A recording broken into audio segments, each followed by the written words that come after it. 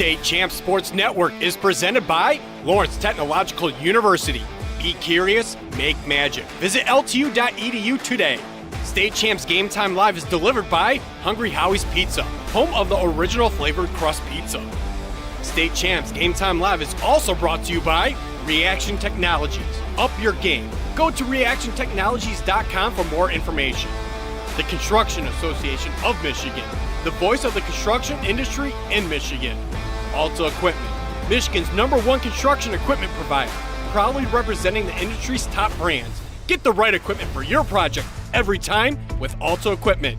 The Salvation Army, Register to Ring campaign. Support the annual Red Kettle campaign. Go to registertoring.com today. And the Michigan High School Athletic Association, promoting the value and values of educational athletics. Good evening, everybody, and welcome here to Mason High School as we are gearing up for a rematch of last year's Division III regional final game. Me and Buster are ready. The Bulldogs of Mason welcoming in the Warriors of Walled Lake Western. These two teams have had a lot of history in the last couple years and loads of respect for the opposite sideline. And with that, I'm going to throw it to the guys, Ryan Slocum and Grant Perry. Guys? All right, thanks a lot, Kara. Ryan Slocum alongside Grant Perry. Grant, you were at that game a year ago, 44-41. Amazing, coming down to the very last play in overtime. Tell us about how great that game was. Yeah, it was a fantastic game. Physical all around. Both teams got after it. Walled Lake ended up getting out to an early lead. Looked like they were going to run away with it, but Mason, and they fought back. They had a lot of seniors on that team that led them through.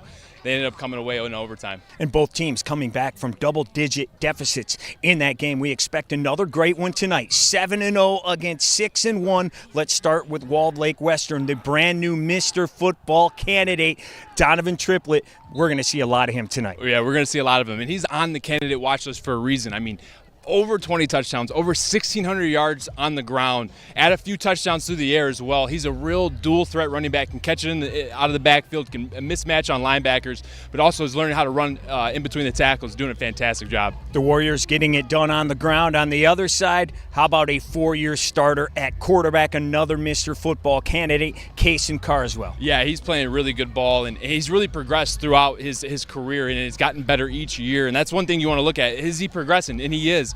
And this year is his real true test. He's lost a lot of his skilled players. A.J. Martell last year and Caleb Parrish aren't going to be there to help him. So the question is, can he do it on his own? Can he figure out ways to extend plays? And I think he can. Should be a great one. Hope you can join us. Stay right here. We'll have the game for you right after this.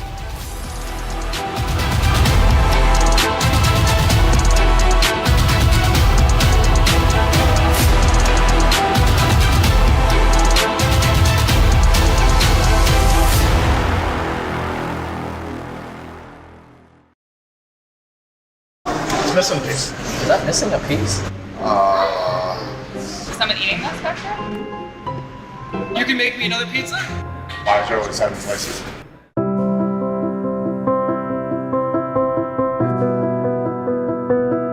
It's a horrible statistic. Troubling. Should be 0.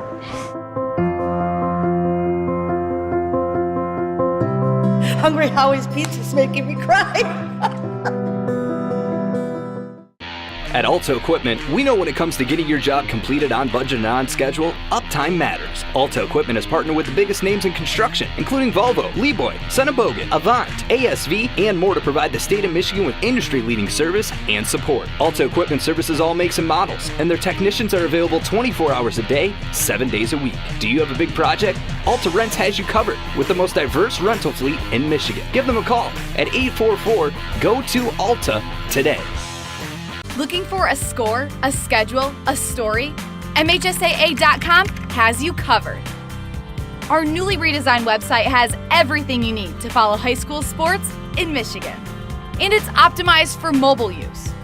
Fans can submit scores on a Friday night, check playoff pairings and game times, or read about the student athletes from your community. Your first stop is MHSAA.com. Connect with us online and get everything you need all in one place. Your persistence and dedication have brought you this far.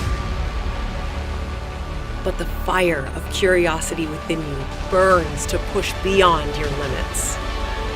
LTU is the place where your passions and curiosities can soar.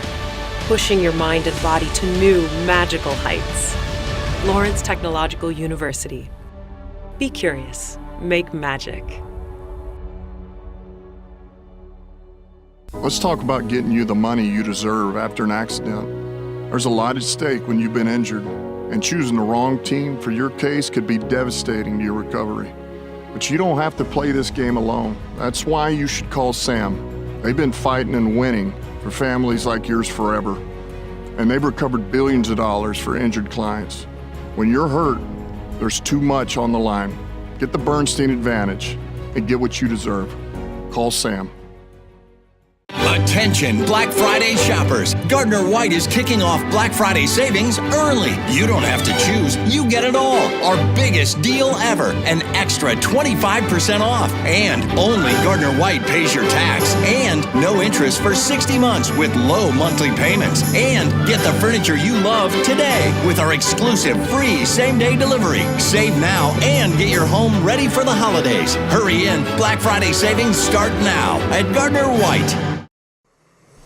State Champs Game Time Live is delivered by Hungry Howie's, famous for flavor. Hello, everyone, and welcome to Mason High School. It is Game Time Live here on State Champs Sports Network.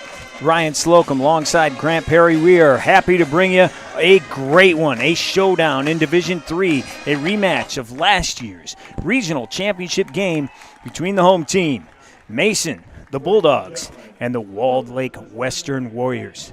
Grant, you were at that last game, talked about it just a minute ago. What an amazing game. I expect that you expect the same tonight. Yeah, when both these teams get together, talking with coaches, it's kind of formed into its own rivalry, a little cross mid-state rivalry between Mason and Walled Lake. And last year, Mason got the best of them, both games. Ended up beating them in the regular season and then the regional final in a heartbreaking fashion. But we'll see what happens today. I think tides might turn. Let's take a break for the national anthem.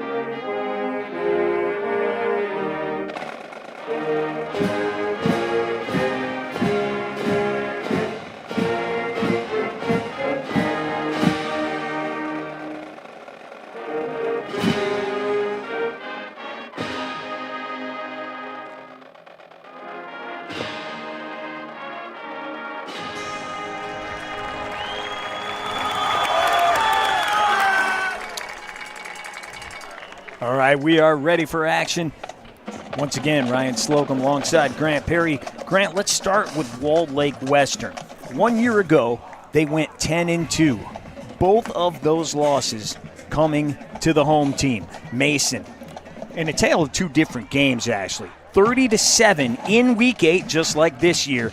But then in that regional championship game, 44-41 overtime in that D3 regional. Yeah, and you hit it on the nose, kind of tale of two sides there. First week they met, Week 8, Mason handled them pretty efficiently, and then regional final, and it's playoff time. The weather's cold.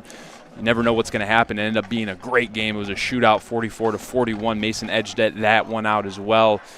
They would end up going on to lose in the D3 final. But I think both these teams this year bring a little bit different chemistry, a little bit different DNA to the table this year. I think Mason has lost some key players, especially offensively, defensively. A.J. Martell, Caleb Parrish, a couple names. For the Mason fans out there, you'll know those names. Those are big players, big components to the game, and they did a really good job last year. And Walled Lake is coming. I see the tides turning a little bit. Last year, Mason was feared. I think Walled Lake Western is feared this year. Yeah, no question. They come in 7-0 so far this season. They have won the Lakes Valley Conference for the 3rd straight year. And, man, they are doing it big time.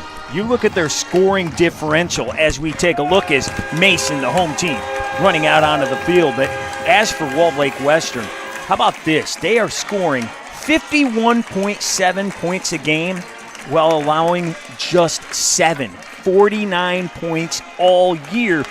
And the starters have only given up 21. They're getting it done on both sides of the ball. Yeah, they are. They're playing great ball, both sides of the football. Like you said, 51 points a game. Coach also noted 3,500 yards on the season, total yards. If you average that out to 7 games, that's 500 yards a game. It's going to be hard to keep up with a team that's averaging 500 yards a game, but is also playing great defense. Troy Temple, a name to watch out for in that back end, a guy that's making plays everywhere on the field.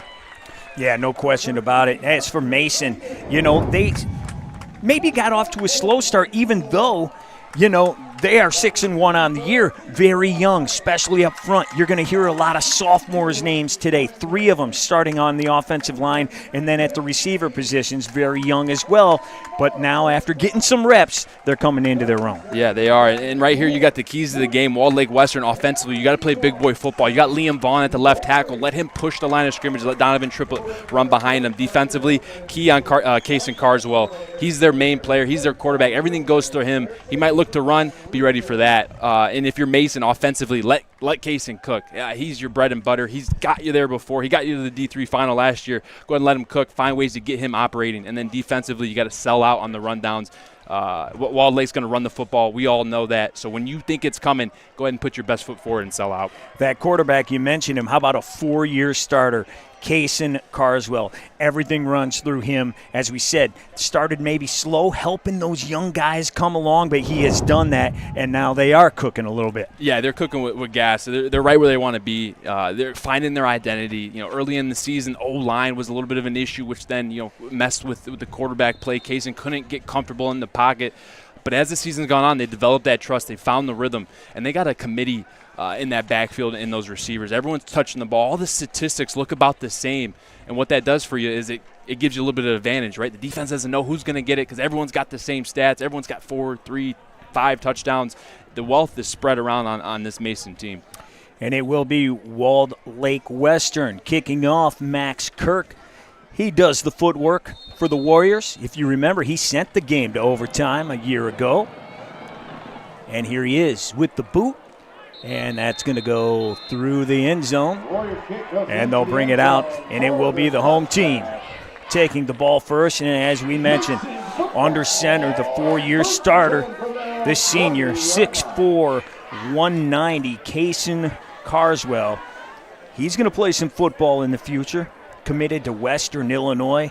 And you mentioned as well, we know he can get it done through the air. He's added the run game this year. Yeah, he has 43 carries, 225 yards. Go ahead and top on 3 touchdowns through the on the ground with Kason. And I think a little bit of that has just come from it's not the same old line. They got to get in and out of the plays, and he's building that trust. But also he's not afraid to run with it when nothing's there. Well, let's see how he matches up against this tough Warrior defense on first down. Man in motion, hands it off. Coming around the right side, a good gain up past the 35-yard line. That is number 0, Hayden Hendrickson, with the big pickup. Yeah, really good run right there. They get right to the jet sweep action. You're going to see Mason do that a lot. They're going to run in between the tackles, but also going to use all the committees, the running backs, the receivers to get these jet sweeps right there. They do a good job. Pasha Coffey, 73 for Walled Lake. Set the edge really good, but there was no one to fill inside. Brandon Horton, cornerback number 10, has to step in there a little early. Great play there by Mason. First play of the game, getting started. Hands off there on the sweep, as you mentioned, the wide receiver. They're going to have numerous guys carrying the ball today. Here now on first down once again, this time at the 40-yard line. Ball's through the air. We have a completed pass out there near the first down marker again. That is the sophomore, Luke Gross.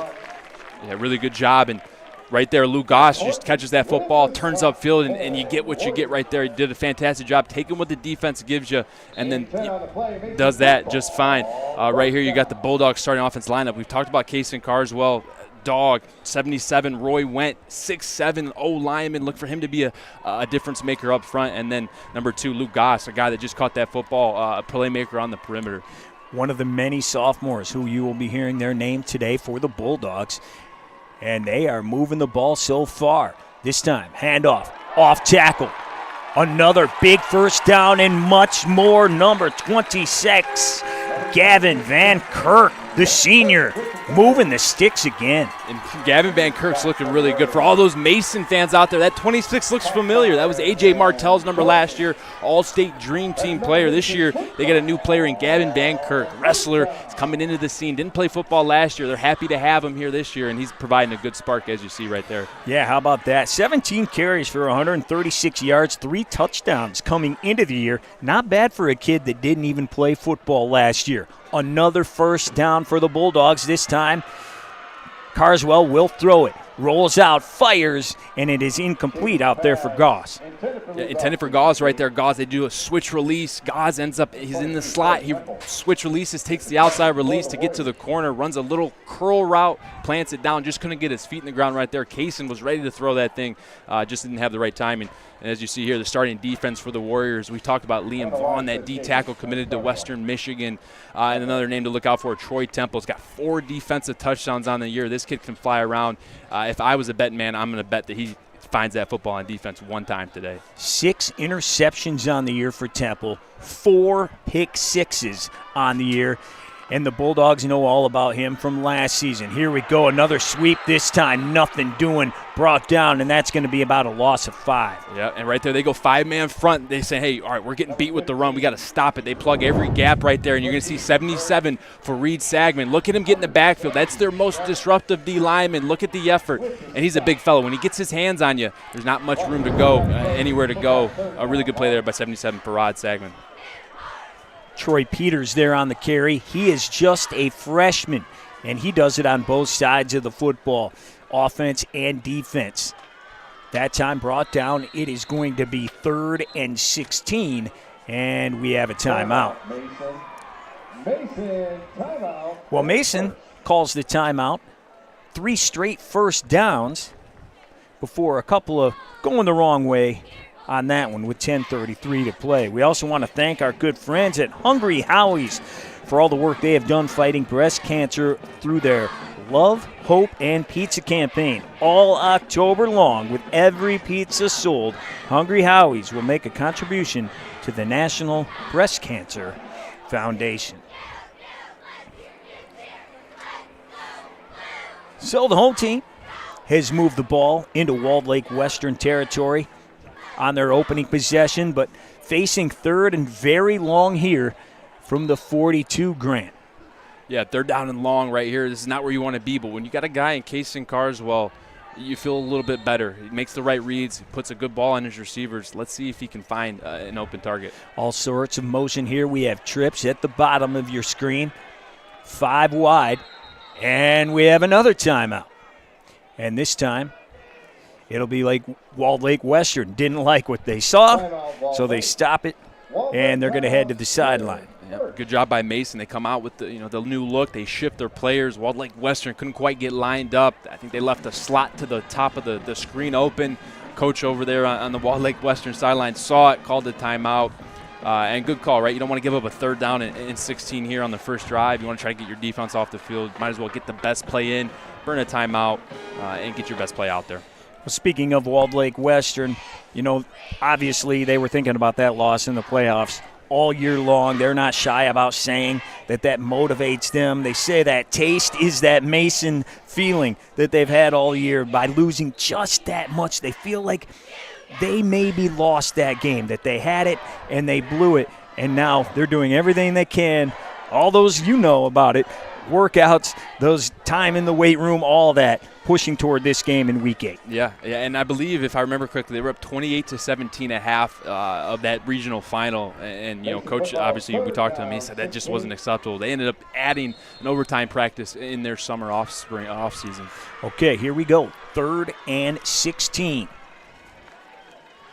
Man in motion. Carswell in trouble, and he is brought down right at midfield. Huge sack by the Warriors. A really good job. They bring the cross dog blitz, meaning the linebackers switch sides. They attack opposite A gaps, double linebacker blitz, fire zone, meaning that they're going to play a zone coverage behind the blitz. Kason Carswell tries to step back, but the O-line couldn't quite pick up the pressure. And I think we got a down lineman. I think that's 77 for Reed Sagman. Hopefully he's okay. It is for Reed. He started walking toward the sideline, but then decided to take a seat. Great effort there, though, by his Warrior squad. Lucas Hoffmeyer getting in there, bringing down Carswell. It'll be 4th and 22. And the big fella is up, hopping over to the sideline. Hopefully just a little banged up, and we'll be able to see him again. One of the many two-way players for this Walled Lake Western team. They have 7 of them, many of them up front. And he's a big reason why that defense has pitched 3 shutouts so far this season. Yeah, he leads the team. I mean, 6 sacks, from Fareed. And Coach Sir Roach said he looks like a 35-year-old grown man. So that adds a little bit of grown man to your defense, if I say so. No doubt. All right, so here we go. First drive will end up in a punt. Kick is off. And it is going to bounce, and this may end up well for the home team. How about the Bulldogs bringing it in right there at the 1-yard line? If the Warriors are going to make anything happen, they're going to have to go a long way to do it. Well, take your game to the next level with Reaction Technologies, elevating athlete safety and performance. Follow them at Reaction Tech on all social media. All right, Grant, here we go with our first chance to see the Warriors, and they have their work cut out for them. The sophomore under center right at the goal line, hands it off, banged around a little bit in there is Lucas Hoffmeyer, and he maybe gained, a couple of feet. Yeah, when you're backed up in your own area, a good goal, a good common team goal amongst teams is to get 2 first downs. You want to try to get 2 first downs, get out of your area, and then if you have to punt, go ahead and punt. But try to get out of your area, avoid any major mishaps. Right there, they just hand the ball up to Lucas Hoffmeyer. A little fullback dive, trying to get a quick hitter. I think that's the right call. But expect Donovan Triplett here to touch the ball within the next couple of plays. That's for sure. Donovan Triplett lined up in the backfield. Here he comes. Gains a couple more, but not many for number 5, the big junior, 5'7", 185 pounds. Incredible season so far through 7 games, on pace so far to possibly, depending on how far they make it, break the state record for rushing. Yeah, and this is the offense that's going to possibly break it right here. You got Jakari Anderson, number 0, another big player in this offense. David Krall, sophomore quarterback, really coming into his own, adding a nice run element from the quarterback position. And then obviously we talked about Liam Vaughn and then Pasha Goffey, another tackle. Liam Vaughn and Pasha Goffey are going to be opposite each other on that O-line. Yeah, the big left tackle, number 72 down there, 6'2", 300 pounds. Triplett in motion, gonna throw it. They come after him. The ball is away, and it is intercepted. The home team will take over. That's Caleb Vaughn bringing it in with his 2nd interception of the season. And that was a heck of a catch. You're going to see here. Watch him react. He bumps out. Caleb Vaughn realizes, hey, I got the running back. Oh, they're bumping him out. They're probably going to throw it. Defensive line gets great pressure, puts a lot of pressure in the quarterback's face. He throws a wobbly ball up, underthrows Donovan Triplett, who's got great speed. Caleb Vaughn in that trail position, looks up, gets his eyes back, catches that thing one-handed, gets a big turnover for this Mason team. Jared Klein got in there, caused the pressure, threw that jump ball up, and now the home team is in business. They have the ball at the 30-yard line. First 3 plays from scrimmage, all first downs. We'll see if the Bulldogs can regain that momentum. Carswell has it, hands it off to the left side. It is Carson Chapin, the junior, with the carry. Yeah, and Carson Chapin, like we said, they got a committee back there. You're going to see 13 carry the ball Chapin. You're going to see Dom Rodriguez, number 3. We already seen 26 Gavin Van Kirk. Talking with Coach, Coach Houghton, talking about Carson Chapin. He said that he's one of our most consistent runners. On tape, I watch him. He looks like one of those guys that looks for contact when he's running the ball, not looking for a soft shoulder. He wants to run right through you. He's been a really good back in that backfield for this offense. No question. 44 carries, couple of touchdowns. 191 yards on the year. Didn't gain any on first down, so it will be 2nd and 10 again from the 30. Carswell all by himself in the backfield, 5 wide.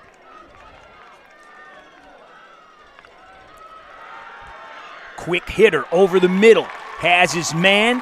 That's going to be right near the sticks, and that is Frankie Trigo. Another freshman picking it up. Freshman making an impact right there. Good job. And that's the experience that you see in Casey Carswell. Sees the blitz coming. They bring 6 guys there. He gets that ball out quick. They have off coverage all around the field. He just puts a quick slant route onto right there to Frankie Trigo, and Trigo picks up that ball there and makes this a 3rd down in less than 1.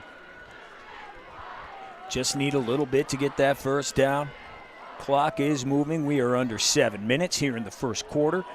In a rematch of the D3 regional final from 1 year ago.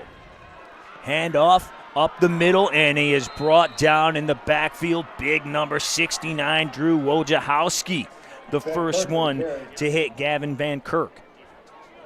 And that's great pressure right there. Both these teams are going to try to establish the run. That's what they want to do. That's their identity. Even with the quarterback in Casey Carswell, you got to be able to establish the run. That helps his game out. And right now it's a battle up front. These trenches are fighting back and forth right there. Walled Lake Western gets the advantage there. Tackle for loss, making this a 4th down. 4th down. Looks like we are going to get a kick. It is Colin Winters. He is on for a 37-yard field goal. 3 for 5 on the year kicking the ball. He has a 42-yarder. This one is up, and it is good. Colin Winters strikes first for the home team. It is Mason taking a 3-0 lead after the interception, but we do have a flag. Yeah, I think we're either going to get hands on the snapper or roughing the holder. That would be my guess, which then in return, I believe, makes it a 1st down. Personal foul. And that is right. See our official signaling 1st down.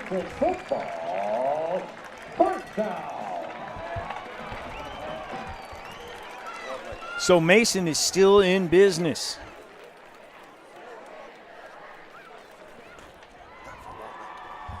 They are huddling over on the sideline, so they take the points off the board. Colin Winters will have to wait for his 4th field goal of the year, but I think they'll take it at this point.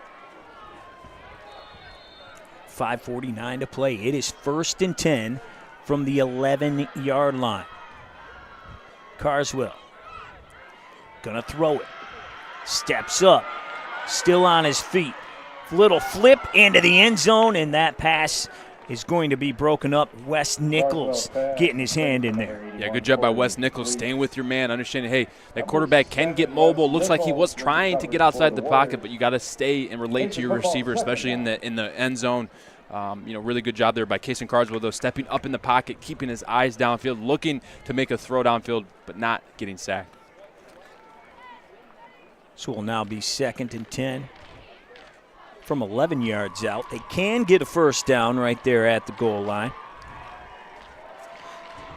The senior all alone in the backfield again. They've got him spread wide. Gonna throw it.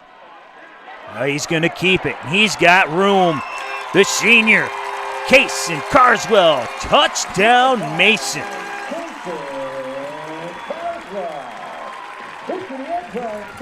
And that's one of the things when you play man coverage, you got to have a spy or somebody accounting for the quarterback. Really good job of Kason Carswell, understanding the progression. He's got 2 slants to the front side. He sees that they don't really win, doesn't love the throw, but he sees what the defense does. They all attach to their receivers, leaving that left side of the field wide open. Kason Carswell walked in the end zone right there for the first score. Coach told us he didn't have that in his bag, maybe even at the beginning of the year. He has added that. How much does that have to play with being a 3.5-year starter on this team, being able that he can read everything and then take off when he needs to? It's fantastic, and right here you'll see the play again here. Kason Carswell here dropping back, sees that the defenders attached to the receivers, leaving that left side of the field wide open. All he's got to beat is 73 Pasha Goffey, and with Kason Carswell, he's athletic. He's now adapted that run style to his game, and right now it's paying off. And good block out there by the left tackle, Isaac Branton.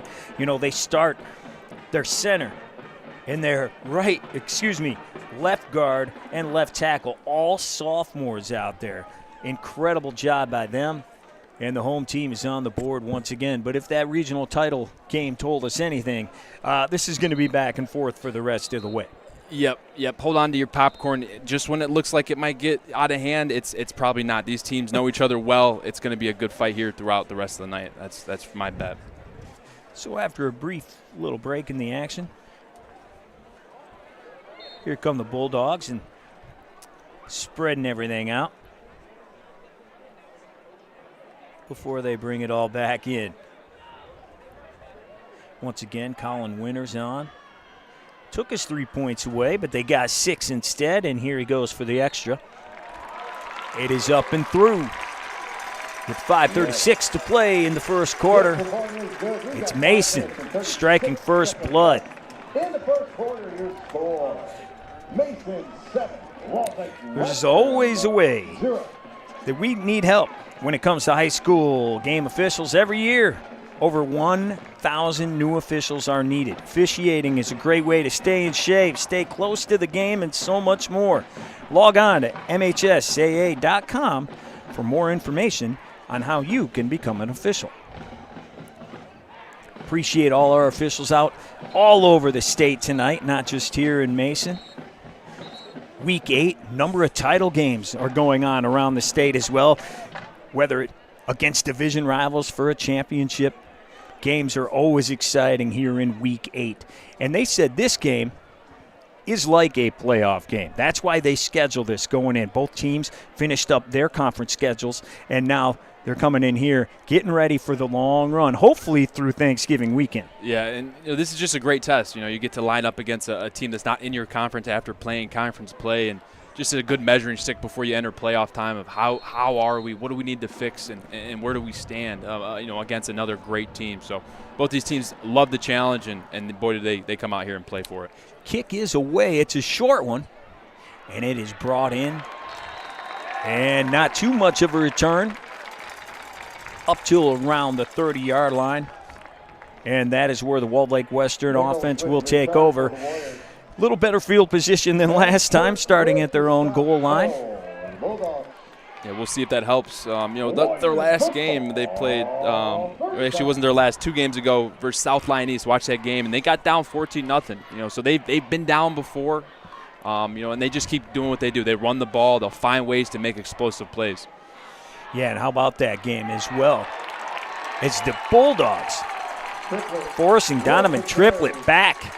Big loss there on first down, but how about that game? As you said, down 14-0, and then they come back for the 56-21 win. So a great job responding after falling in that early hole. Yep. Defense stepped up, it helped them, and then Donovan Triplett just went off, on a rampage. And that last play, though, really good job by Caleb Bond, setting that edge, not allowing the speedster Donovan Triplett to capture the edge. I formation. David Kroll hands the ball off. Once again, Triplett goes forward, but he doesn't get much. And we might have to see David Kroll throw it a little bit today. I know they like to run, and they do throw the ball. It's more so a marriage to their run game with some play action.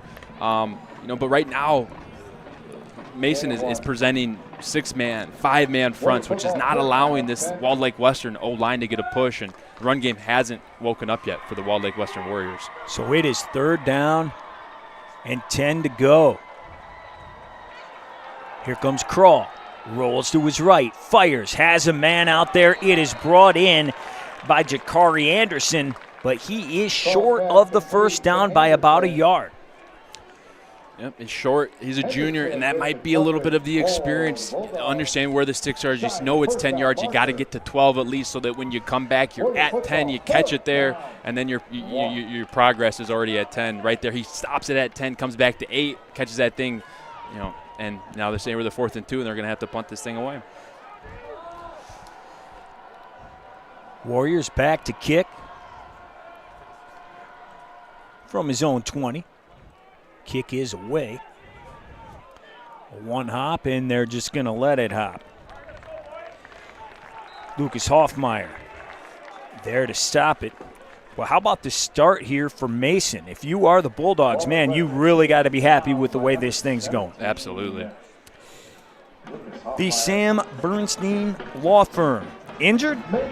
Get the Bernstein advantage. Call 1-800. Call Sam. Couldn't ask for a better start for the home team so far. Got an interception deep in Warriors territory. Got a touchdown out of it after a penalty on the field goal try. And now Mason has the ball one more time. With 3:34 to play in the opening quarter. Once again, they are spread wide. Carswell looking to his right, has his man. That's the freshman. Watch him move. There he goes, still on his feet, and they can't bring him down until he gets to the sticks. That is Troy Peters. He had 7 grabs coming into the year. How about for 172 yards? He's a big play machine. Yeah, he is. And as a freshman, they say he doesn't play like a freshman. He's got some savvy to him. And you see right here where it looks like that screen's going to be a little dead. He's coming all the way across the formation. He just ends up keep on going, right? Just keep on going. Really good job there of catching that thing, just trying to circle the defense, picking up a first down. Not panicking that the play didn't hit right where it was supposed to, right? You practice that all week. That thing's supposed to hit up the hash. Your lineman's supposed to get out, get a nice block for you. Ends up going out the back door. But, hey, that's a freshman making a play right there, and you can see his savviness. Absolutely. Took a handful of jersey to drag him backwards. Once again, 5 wide. Goss is in motion. And it's the quarterback keeping it. Nothing doing that time as Carswell goes to the left side and is brought down with a loss of 1. That was the captain, Lucas Price, right there on the tackle. Another two-way starter, captain for this team. Guy that is crucial and pivotal for Walled Lake's success, both offensively and defensively. One of those good linebackers for the Warriors, along with Shane Rackner, Kaysen Legg as well.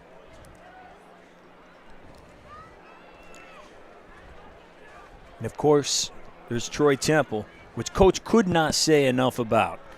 Said he's the most underrated player in the entire state. You know who he said was the second most underrated player? Who's that? The guy who's about to get the football right now. Kaysen Carswell. They know he is a threat. Man in motion. And he hands off to him once again on the sweep. Coming around is Hendrickson. Doesn't get nearly the yardage as he did on the first play of the game. Wes Nichols, number 7 there, got a little banged up. Got banged up there, yeah. Looks like he's favoring the left arm as he's coming off. But that was a good job right there by Walled Lake of making that ball run horizontal, right? Not allowing any lanes to get north and south right there, just stretching that thing as far as you can. Yeah, they picked up 2-3 yards, making this a 3rd down and 4, but you're putting yourself in a situation you get off the field here with a good positive play on the defense. And that's what Coach said they were going to do. He said they make you run east to west because they fly to the ball. Here we go on 3rd down. 6 to go. Carswell getting the play. He's got a man in the backfield with him. He's going to throw it. Steps up. Has a man wide open deep, but just overshoots his man, Frankie Trigo, and they'll have to kick it away. Yeah, and boy, did Novak Laja get away with a little tug right there. He got beat on a double move in the slot by the freshman Frankie Trigo, and he did the right thing. If you're going to get beat, you got to do something to stop him right there. He gets away with it. They get off the field. That's a win-win. But when you go and watch that film again, you're going to see 19 Novak Lazic there try to grab him a little bit. Got away with it, but, hey, worked out in his favor. So now it will be the Bulldogs booting it away from the 30. Kick is off. Fair catch is called and brought in at the other 30 by Troy Temple. He has, as we said, 4 pick sixes already this year. 2 of those went for 70-plus yards. He's also got a 99-yard kickoff return this season. That kid can do it at every single level, all 3 phases. Yeah, there's not much he can't do. He holds offers from Grand Valley, Ferris, and Coach Roach said that it blows his mind how he doesn't have any D1 attention, and his play speaks for itself. Hopefully he does get what he wants, and if he wants to go D1, it's definitely there for him. I mean, he's playing his tail off and doing a good job. I'll tell you this: he will be at Michigan State tomorrow for homecoming. Here comes the man though, Triplett around the right side. Biggest run of the day for him. Lowers his shoulder as he goes out of bounds at pickup of about 7. Yep, and good run right there. I mean, there was an opportunity for him to cut upfield, but he trusted his speed, said, I'm going to just keep going around the corner there. They don't set the edge. They can't contain it. Just gets around the edge, picks up a few yards there, making this second down and 5. Yeah, Coach says best thing about this kid is his vision. That he doesn't just pound it up the middle, doesn't just bang it. You're going to see him going all over the field right there. You saw him to get the edge. Yeah, a lot of his explosive plays, you'll see him run down one sideline, and then he'll score the touch on the other side. He likes to cut back and find the open grass. Here he is in motion. This time the quarterback will keep it, but not much doing right there. He is going to be brought down by Joey Child, the junior. He's the leader in tacklers. That right there, his 65th of the year. Yeah, he's been a real force in this linebacker core. They run a 3-4 where they got 4 linebackers. He stands in the middle there with number 44, Logan Dorr. They kind of hold it down in there, and those 2 guys are going to have 5, 6, 7 tackles apiece. Just the way that this game is going to go. It's a lot of running. Those guys are going to have to tackle today. David Krall, the sophomore QB, gets the play. And he's now moving to the sideline as we are under 5 seconds to go and the clock hits 0. And that is it after the first quarter. It's the home team, Mason, leading Walled Lake Western after 1 is 7-0. We'll have more. Quarter number 2 when we come back.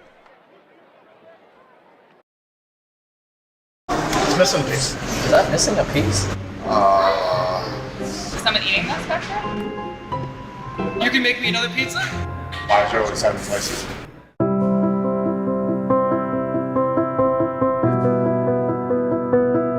It's a horrible statistic. Troubling. Should be 0.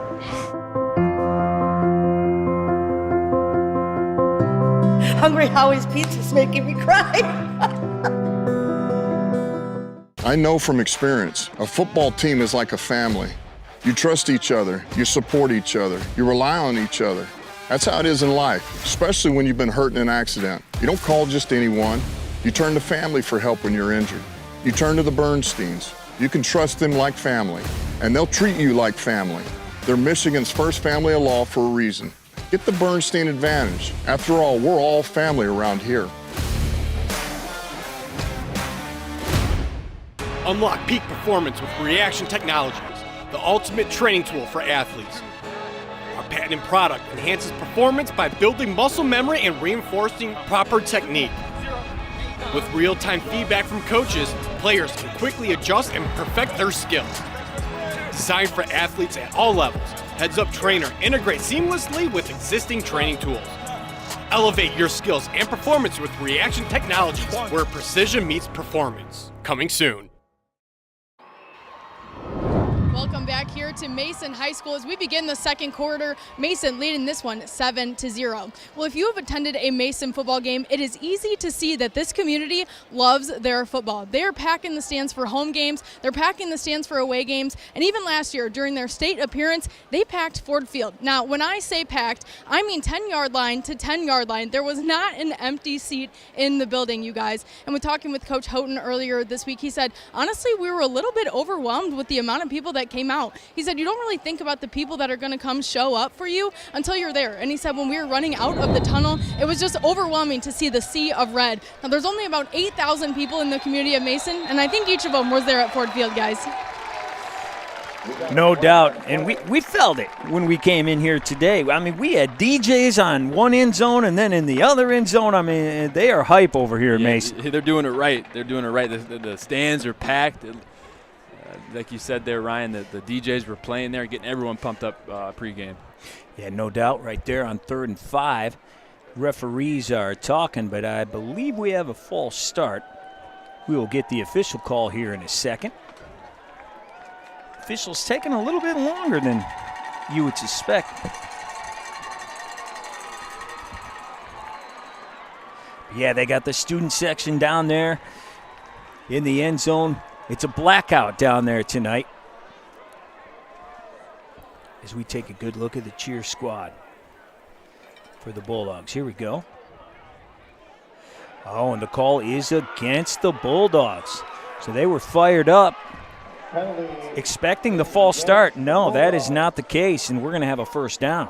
That's typically what that is the D-line is messing. They're going to yell out, said hut. D-line will yell that out, which then messes up the O-line, thinking that that's their call. O-line jumps. But if the referee that's in there in the pit hears it, they can make that call, and thankfully they did and got it right. So there we go. The Warriors back in business. They have the ball first down at their own 40. Crawl under center, got the eye behind him, and it's pitched out to Triplett. Left side. Pickup of 5 as he is brought down at the 45. Good decisive running right there. The edge was set hard. Triplett then cuts inside of it, puts his shoulder down there, and picks up a hard 5 yards. You see Triplett go to the sideline there. You might see Lucas Price come in, another guy that likes to run the football, kind of that thunder to the lightning, if you will, a little bit of a bigger back, someone that gives Donovan a tap when he needs it. We haven't seen Donovan blow up as of yet, but you mentioned that South Lyon East game. How about running for 368 yards? Here we go again, straight up the gut, but brought down after a minimal gain. I mean, Logan Dorr just putting his nose in the middle of that defense and not letting anything get by him. Mason's doing a fantastic job. Coming in this game, I mean, my initial thought was, man, Walled Lake Western's going to be pushing this that line off the ball, but Mason has come in this first quarter, now second quarter, and has held their own. They're doing a great job holding this run. That was Lucas Price. The thunder to the lightning. That's part of that duo right there. But as you said, when you look at them up front, the young front for Mason, veteran front for Walled Lake Western here on 3rd down, trying to pick up another first. We have a pitch out. It's Triplett. He's got a big hole, and this is his biggest gain of the day. He spins still on his feet and gets out of bounds at the 28. But we do have a flag right at about the 50, which would be the first down marker. It's in the area holding on those outside toss plays. You're going to get a lot of defenders trying to reach and get outside the blocks, and that's when you get the holding call.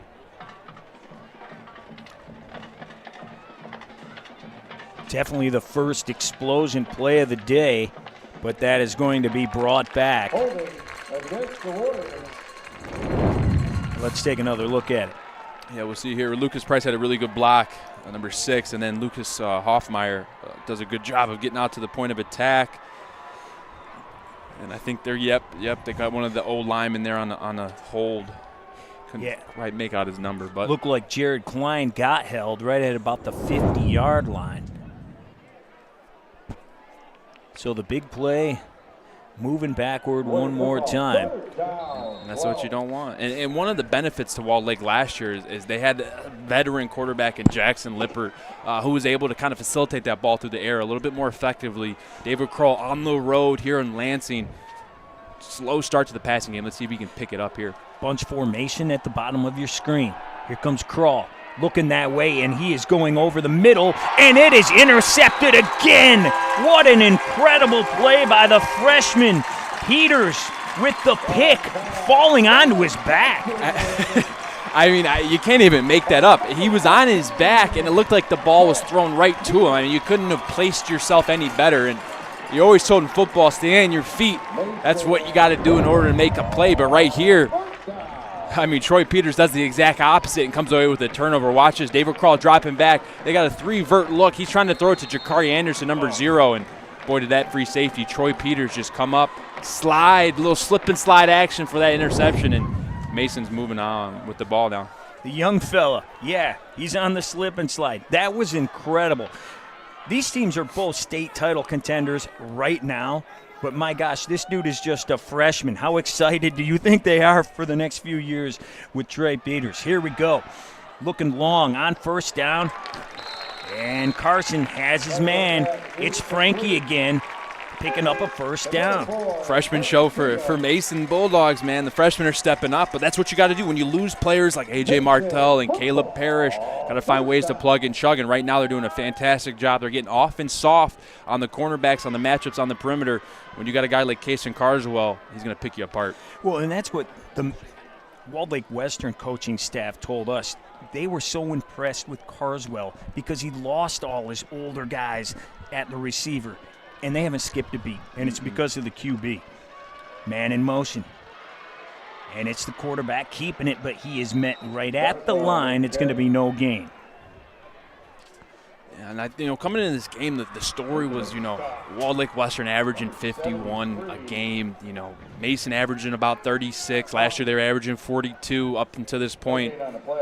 And we mentioned it a little bit, but Walled Lake's only allowing 11 points a game. Mason's allowing 17. Came in this game thinking it might be an offensive game. I think it might be a defensive game, friend. I think both these teams are kind of trying to figure out what the other one's doing. So far, that has been the case. A couple of interceptions, though, for the Bulldogs. And that has helped them to a 7-0 lead with just under 9 minutes to play in the first. Peters is the man in motion. They go to him, and he picks it up off the turf, stays on his feet. Man, got to be impressed with how shifty the young fella is, and he doesn't go down on first contact. No, and he's looking to get those extra yards, and that's exactly what you want out of your receivers, right? Fight for those extra yards. Right here you see they're going to run this little slide pass concept. He catches that 1 yard downfield, meaning those receivers can go block. Look at the fingertips on that catch, too, by the way. So they go ahead and the receivers start blocking, which allows Troy Peters to catch that ball, try to get a full head of steam and get running right there. And the only thing that really brought him down on that was a trip. The foot knocked him down. Who knows? He may still be running. It is now 3rd and 4. Bulldogs looking to keep the drive alive right at midfield. Logan Dorr moving there in the backfield. Quick hitter, wide open over the middle. And it looks like that is going to be incomplete to Luke out there. It would have been a first down, but the ball hit the ground. Yeah, and you can just see, look at Kayson's anticipation, just knowing where to go with the football. Off coverage in the slot on Luke Gosh. Just throws it out there really quick. Luke just didn't get his head around fast enough to catch that ball. Good ball, though. That's the right thing to do if you're a quarterback. You put that thing on him and just tell him, hey, next time, be ready for it. It's going to get on you quick. Carswell lined up pretty far back. Looks like we will get a punt here. Yep, he's going back to boot it away. Clock is stopped, just under 8 minutes to play before the half. 7-0 Bulldogs. Carswell does kick it. And that thing dies right at the 20 where it'll be touchdown. Well, State Champs Sports Network is giving you the power to showcase your passion. You can now submit your own videos and be a part of our coverage. We want to feature your perspective on our network. Learn more at statechampsnetwork.com/fanvision. How about that shot right there? Looking Great good. shot. And I got to give the graphics team some love here. I went and watched that last year's game, Walled Lake Western versus Mason, and boy, have the graphics grown. I mean, it's been impressive. Shout out to the crew here at State Champs. First down, pitch goes out Left side triplet, bouncing around, looking like Barry. He's coming back right, lowers the boom, picks up about 8 yards. Looked like he was getting nothing, and he's got 8. Good job by Triplet there, understanding, hey, the front side of the run isn't there, backside isn't containing. Let me go ahead and slip this thing out the back door, and you're going to see, watch the feet on Donovan Triplet. They don't play in grass a lot. Wall Lake Western's on a turf. So look at these feet. He's chopping. He's got to get used to it. Maybe that's the reason they're starting a little slow, trying to get used to the grass there and the footing. But, man, what a way to finish the run right there. He's not the biggest back, but when you got a back that tries to punish defenders, those defenders start lightening up, trying to pick a soft shoulder, trying to go low on you. And it's a mentality right there, and Triplet brings it. And part of his explosion this year, put on 30 pounds of muscle in the offseason. He went and got himself a nutritionist even. He's taking this serious, and he's had a great season so far. Handoff going up the middle, and we have a lot of room up until the 40. That is a great gain by Lucas Price. The Thunder to the Lightning, gaining the first. Hey, he's got the name Thunder, but the way he hit that hole, they had some lightning on that right there, man. He hit that thing fast, and you love to see when those runners approach contact. What do? Do they look to go right, left, pick a soft shoulder, or do they keep that speed? And Lucas Price, boy, he didn't slow down for a second. Lucas Price holds a yell offer, explosive and physical back. Last week had 90 yards on 7 carries. Well, now this is looking like the Warriors' offense that they've been used to through the first 7 weeks of the season. The 2 backs making some great plays to pick up the first at the 40-yard line. 6:10 to play before the half. Pitch once again to the left side. It's Donovan. Not too much, maybe a gain of 2 or 3 there. And something to keep in mind here, too, is Jakari Anderson just took that last snap, number 0. He will play quarterback in place of Crawl when Crawl's not in. Interesting to see. I don't know. We'll have to keep an eye on that. Is Crawl come up with a little injury, or they're just going with a different game plan here early? Yeah, maybe mixing it up. We're on maybe give you a wildcat look because we know Jakari can get out there. He can run. He can catch. And he is once again under center. I formation behind him. This time up the gut. The run goes to the 46-yard line, and once again, it's the senior Lucas Price. Yeah, I think like you said, I think they're putting in Jakari Anderson. I think just trying to switch it up, right? The run game hasn't been as effective as you want it to be.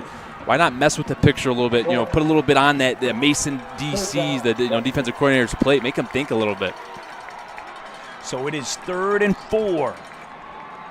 The handoff to the big fella again. I believe he was stopped short.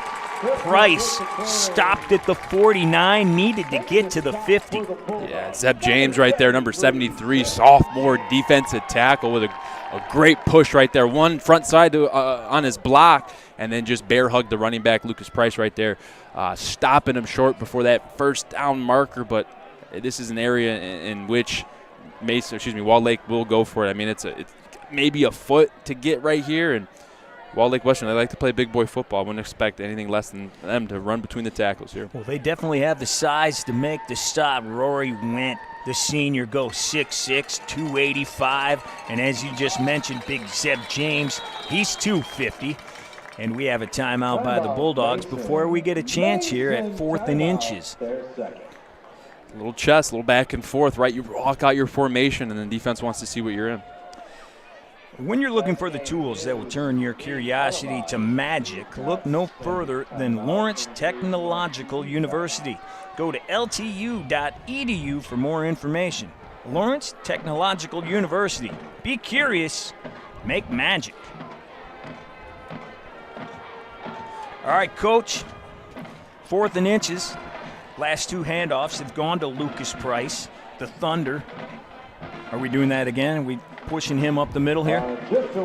That's a good question. You got a yard to get. You probably want your power back in there. I'm gonna go the wild card option. I'm gonna say it's gonna be Jakari Anderson, and he's gonna do a little read option, and he's gonna keep it maybe and get this first down, maybe in between the tackles, or he might get to the perimeter. That's my guess. We will find out in just a couple of seconds what ends up happening. Walled Lake Western Warriors looking to find the end zone or put any points on the board for the first time in this game.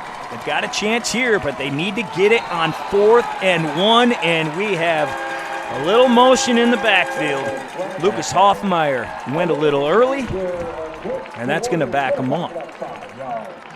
This crowd's, they're getting loud, affecting the game. You get to the line of scrimmage, the crowd pipes up, and you hop off sides, and it's decision time here for Coach Corey Saroch here, whether or not to punt it or go for it. Well, and we mentioned this crowd.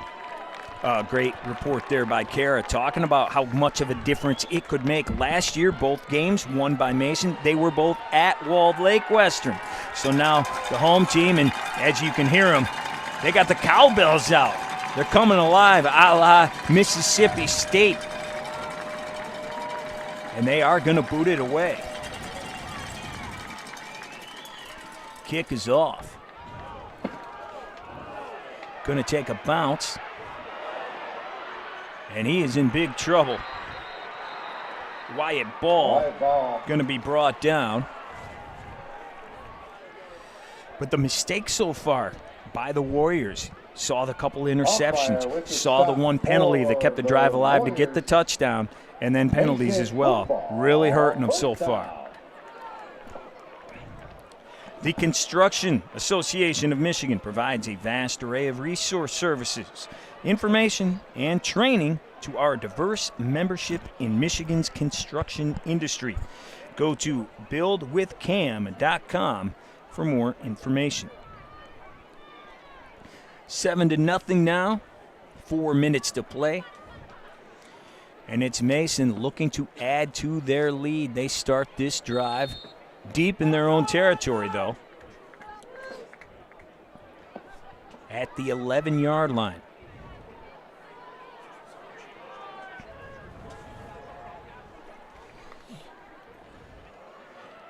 The ball's handed off.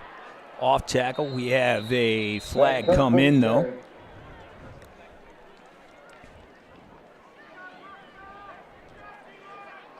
Gavin Van Kirk was the ball carrier. There's a flag on the play. Holding. And we have a hold Against the Bulldogs. So they're going to go back 5 more. What do you need to see to get the Warriors going here right before the half, Grant? Try to force a turnover. However that looks. I mean, punch at the ball, rally to the football. Try to shut down the run game. Keep doing what you're doing here. Maybe apply some pressure, especially when they're backed up. You got to anticipate the run game here. You got to anticipate Mason not wanting to make any mistakes. So maybe try to plug these holes. And if you can't get a turnover, try to make this a 3-and-out. Give yourself a 2-minute drive to end the half. They are all spread out. Kaysen swings it out there. Still on his feet is still on his feet is Hayden Hendrickson, the junior, picking up a big game. Love that scheme right there. They go right back to it. We saw that earlier where Troy Peters caught that ball and ended up running and got tripped up. But right there they run that again. It's just a little slide route. We get to have a yellow hanky. And yet another yellow hanky. We got a face mask this time, and that goes against the Warriors. So tack on a few more yards. Onto the pick up by the junior. It's a 15-yard variety. And that is exactly what we said the Warriors did not need. Picking up too many yellow flags, too many mistakes so far, and that's made it a 7-0 game. 3:45 to go. Kaysen Carswell, the senior, completing 70% of his passes so far this season. And he's looking to add to that. Going deep down the left sideline. Has his man, and it is broken up at the very last second by Wes Nichols, as he was looking for Luke down the sideline. Yeah, love the concepts that Mason's going with here in the passing attack. Right there, they try to attack Wes Nichols here in the boundary, a little double move, and really good route there. He got a good step on him, but the defense by Wes Nichols, he caught up, got into phase, got his head back, got his eyes back, was able to disrupt that catch. But a really good ball, though. Put it right in to Luke Gosher's hands. Great job by the junior down there, breaking up the big play. Brings up a 2nd and 10. Ball's kept on the ground. Over to the left side, and we got a big old pile up. Not much doing once again on that run. Not much there. They go a little counter action where they got 2 guys pulling, and they just couldn't get the edge blocked. Edge was able to be set, and defense was able to flow there, not allowing any yards. Yeah, Gavin brought down that time. He's an explosive player, but the defense was all over that one. Brings up a 3rd and long. It'll be 3rd and 9 as we're in the final minutes before halftime. And stay here for halftime. We got a pretty nice show for you. They have the band is going to put on a light show for us, so you want to check that out. 3rd and 9.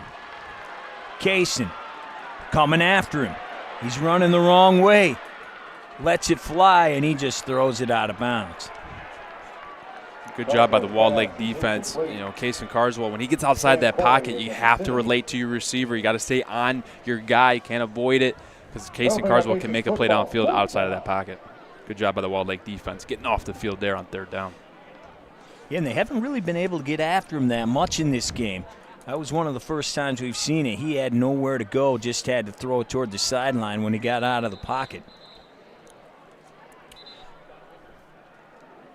And the officials are stopping the action. Plenty of time for Walled Lake Western here just before the half with 2:41 to go.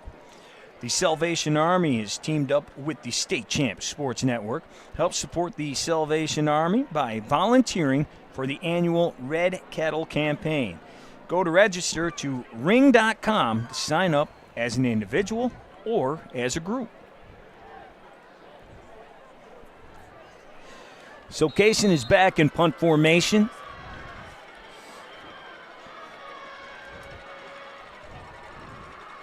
Temple back to receive it.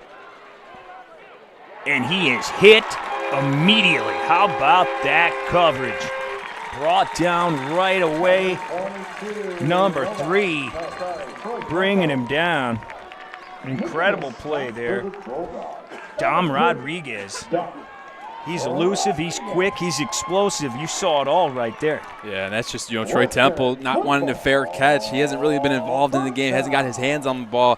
That's just a playmaker trying to make a play right there. I understand it coming from experience, trying to affect the game in some way or form, but good job of catching that thing, securing it, not letting it get past you on the punt. So the Warriors have 2.5 minutes to get on the board before the break. Once again, quarterback, and he has a big hole on this one. Lucas Price straight up the gut, picks up the 1st down, but as we said, once again, Jakari Anderson is taking the handoffs, or taking the snaps, I should say. Yeah, and good job there. Pasha Goffey with a really good block on the edge, sealed it, allowed for that run to start developing, and then Jude Van Nortwick with a really good block downfield, and that's one thing. If these Walled Lake Warriors, these O-linemen can start getting to the 2nd, 3rd level defenders, that's when we're going to see this run game really explode. And Donovan Triplett here at the bottom, wouldn't be surprised he comes in motion, gets a little jet sweep. There you go. Called it, and they fake it. It's Anderson keeping it himself, but he is hit right when he got to the line. That is big 44 Logan Dorr. Team leader, 47 tackles. Big one right there. Yeah, really good job. And from our vantage there, it looked like that thing was going to roll right off the table. It looked like Jakari Anderson had some room to run, but really good job by Owen Attaway of getting back outside, forcing that thing to Logan Dorr. And Logan Dorr, he is like a door. He closes that thing, and there's no getting past it. Yeah, he slammed it shut. Yeah, absolutely. No question. Clock is moving. Now $1:35 before the half. It's Jakari. Got a man in motion, Triplett again, and he is throwing it. The lefty slinging it deep. Got a man falling to the ground, and it is brought in. How about that play by Double Deuce Troy Temple? But he is shaken up there. Yeah, Did he land on the ball? Landed on the ball. That's a diving catch. Watch this play right here. I mean, Troy Temple, you don't know if you're going to see it. He's looking over his left shoulder and then looks over his right shoulder and then makes a diving catch. in front of 2 defenders. Just to put that into words, that is very impressive.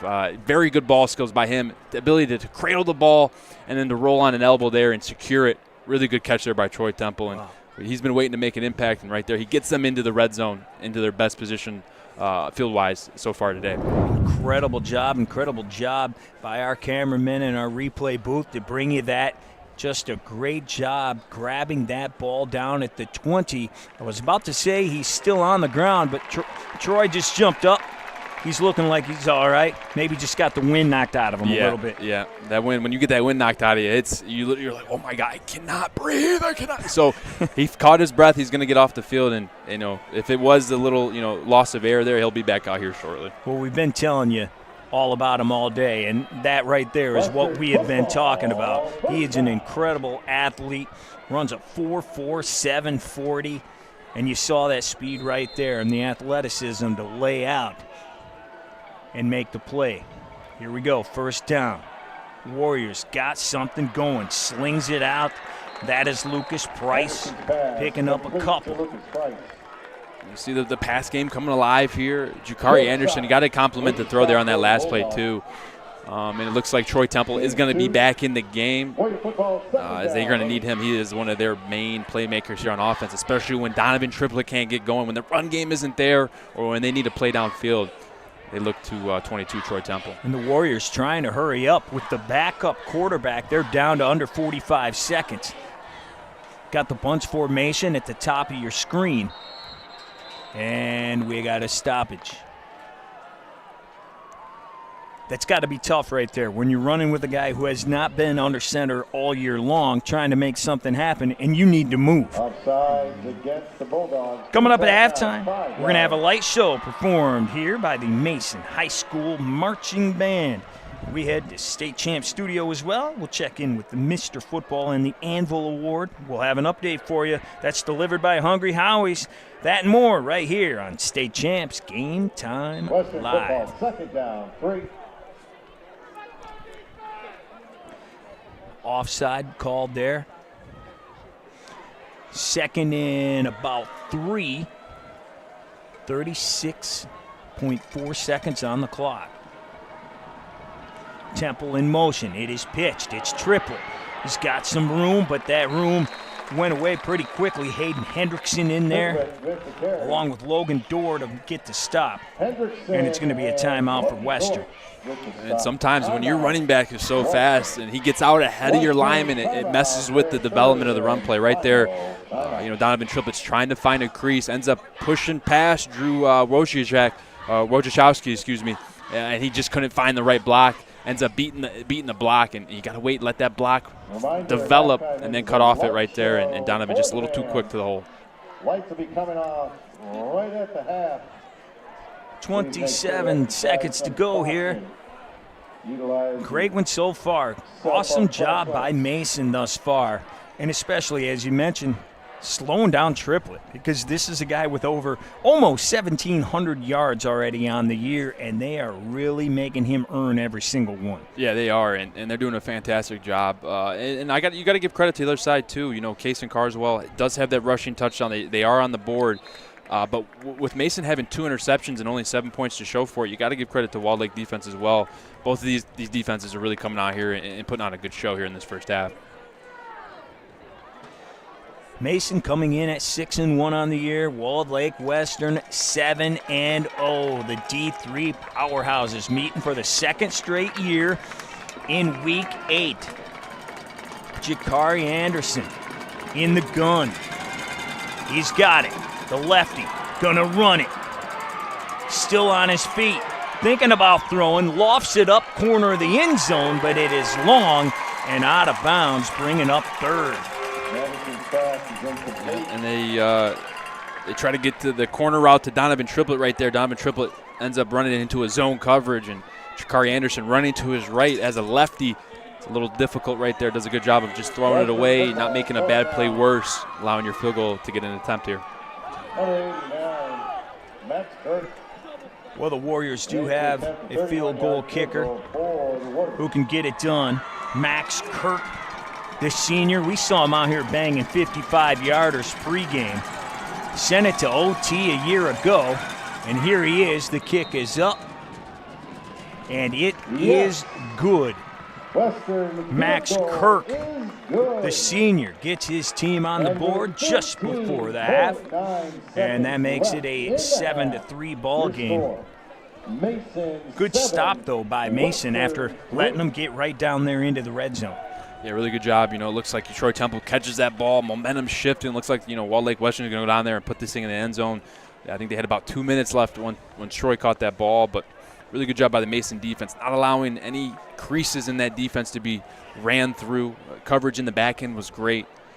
And then your defense comes off the field only allowing 3. You're up 4 here to go into half. You'll take it. Get a look at the Mason Bulldog down there. Buster. He's got to be pretty happy right about now, Grant. Oh, he's feeling good. He's feeling good. Boys are playing hard. Some good defense out there. Casey Carswell with a rushing touchdown. Home crowd's feeling it. So is Buster. I like how they put Buster right in front of the students, too. Just keep an eye on him. Walled Lake Western getting on the board just before the half, getting a little momentum heading into that locker room. Definitely don't want to see that goose egg on the board. They're not used to that. They're used to it, but for the other team, 3 shutouts so far this year. A little squib brought in, and they just go down with it. About 15 seconds to play for the half. Expected kneel down. Great start. What's impressed you most so far from Mason in the first half? I think their ability to get out. Offensively, they've been able to run the ball. Casey Carswell has done a good job of adapting to what has been given to him. And then defensively, too. Mason's doing a fantastic job holding this prolific scoring attack by Walled Lake. So they're doing a great job on both sides of the ball. And Walled Lake, they got to find a way to find some creases and be able to run this football. Well, they are loving it here in Mason. They got the cowbells. They got the DJs. And they are up 7-3. Much like last year when they won both of the games, they're looking to make it 3 straight. Before we hit send a break, let's head down to the field in Cara Lyles. Coach, 2 major interceptions by your defense to keep them off of the field. What did you see from your D on those plays? I think our defense is just playing exceptional tonight, and that's what we were really hoping for, is that we could prevent the big plays. We gave up 1 big play, and we can't have any more of that tonight. So hopefully we can come out and play another great half of defense and get a couple more sparks on offense. Casey Carswell has your 1 touchdown on the night, but it seems like you guys are going to each and every one of your offensive weapons. Just how do you continue to utilize each and every one of them going into the second half? I think that's part of our strength is distributing the ball, so it makes it hard for a defense to try to figure out who to defend. It's hard to double team when you have 4 or 5 really good wide receivers and 2 or 3 really good running backs, and then you have Casey on top of that. Coach, thanks so much. Good luck the second half. Thank you. All right, well, stay right here with us. We are going to bring you an amazing light show put on by Mason's Band. And then after that, we're going to head to the studio to check in with our Football Player of the Year.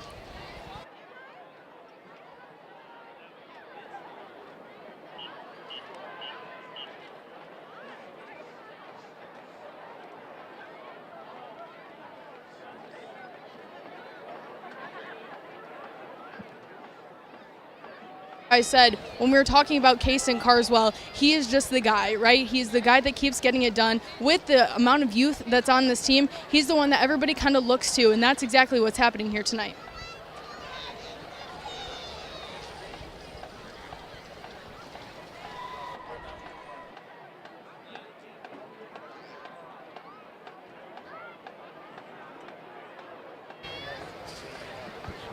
All right, well, here is the Mason Marching Band Light Halftime Show. Here we go. Enjoy, guys. Stroll down New York's Broadway is a treat to many of us. The bright lights, iconic sounds, and dancing excitement coming from the theaters can spark a roller coaster of excitement and happiness. Tonight, we have 4 songs that will take you through that Broadway experience.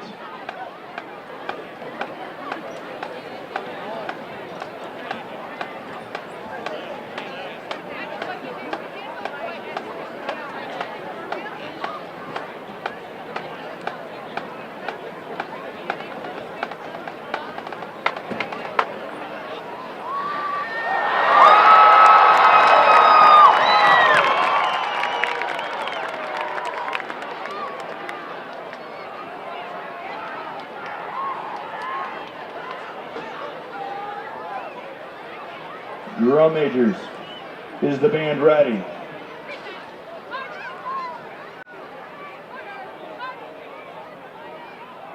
Debuting in 1986 and having a 35-year run, Andrew Lloyd Webber's Phantom of the Opera has played in 35 countries, 160 cities, and been adapted into 15 languages. A brief snippet of the tragic story has been brought here today. And the main theme, Phantom of the Opera.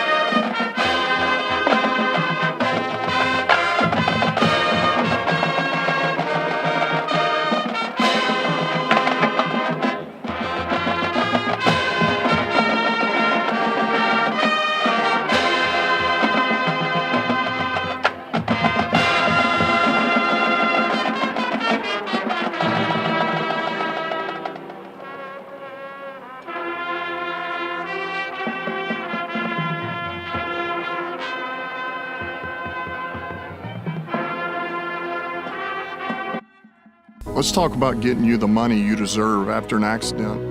There's a lot at stake when you've been injured, and choosing the wrong team for your case could be devastating to your recovery. But you don't have to play this game alone. That's why you should call SAM. They've been fighting and winning for families like yours forever, and they've recovered billions of dollars for injured clients. When you're hurt, there's too much on the line. Get the Bernstein advantage and get what you deserve. Call SAM.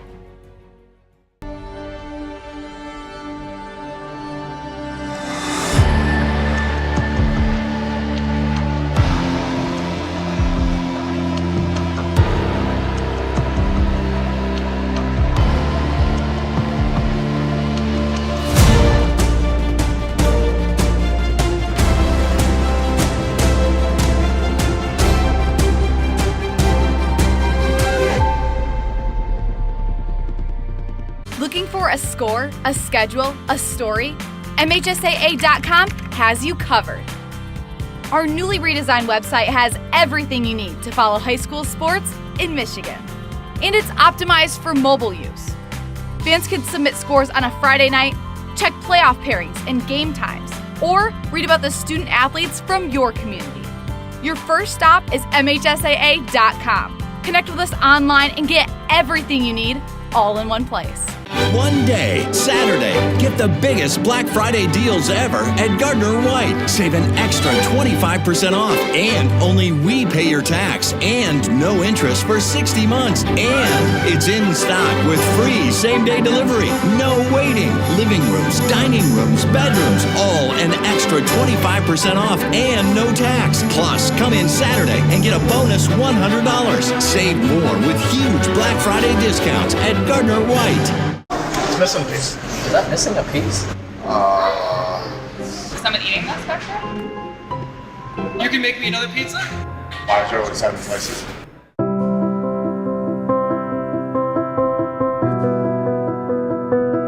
It's a horrible statistic.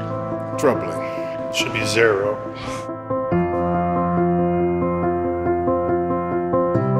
Hungry Howie's Pizza's making me cry.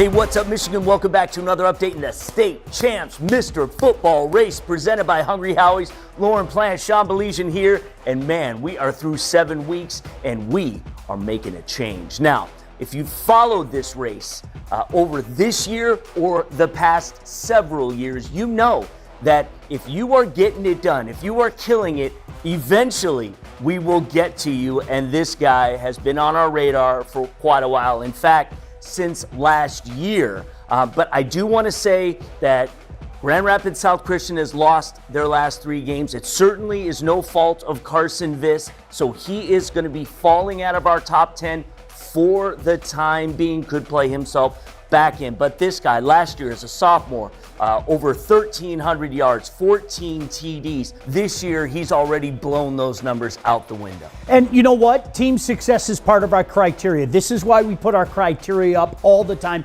We could not keep this kid off any longer. This junior, 5'8", 165-pound athlete, can hurt you in so many different ways. His name is Donovan Triplett. Numbers, he's jumped on those numbers from last year big time.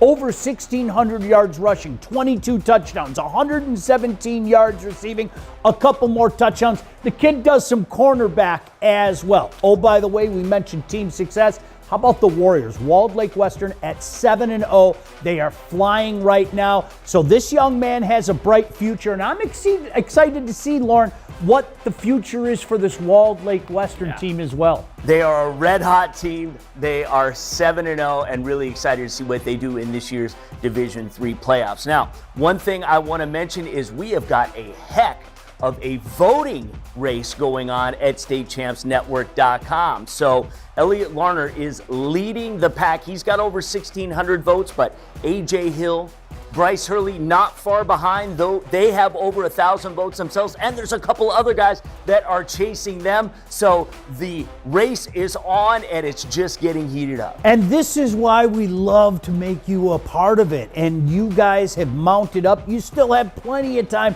to mount up, make your voice be heard. We say it each and every year because it's a factual statement.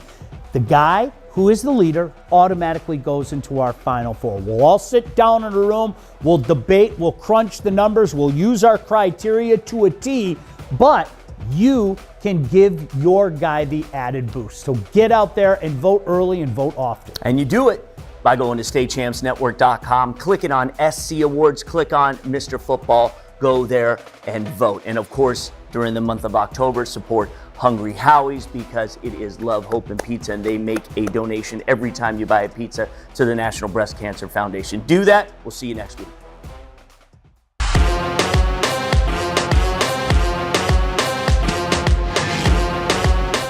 Hello, everybody, and welcome inside the State Champs studio. As always, alongside Ren McCulley, my name is Carol Lyles. We've got some updates to our Player of the Year list, but this week we're going to talk a little bit about one of your favorite players on that list. Tell us about her.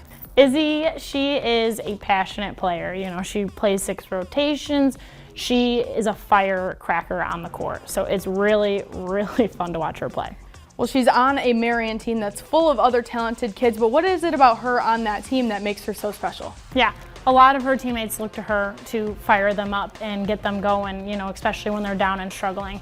So having a player like that is super important. And after high school, she's headed to Cincinnati. Talk about their volleyball program a little bit and just how well you think she's going to fit in there. Yeah, Cincy, big volleyball program. They've been starting to actually compete with some of the really Big Ten schools and take some good wins. So it'll be really exciting to see how she competes with the other athletes at that level. Well, if you want to vote for Izzy or any of the members to our Player of the Year list, you can do so at StateChampsNetwork.com.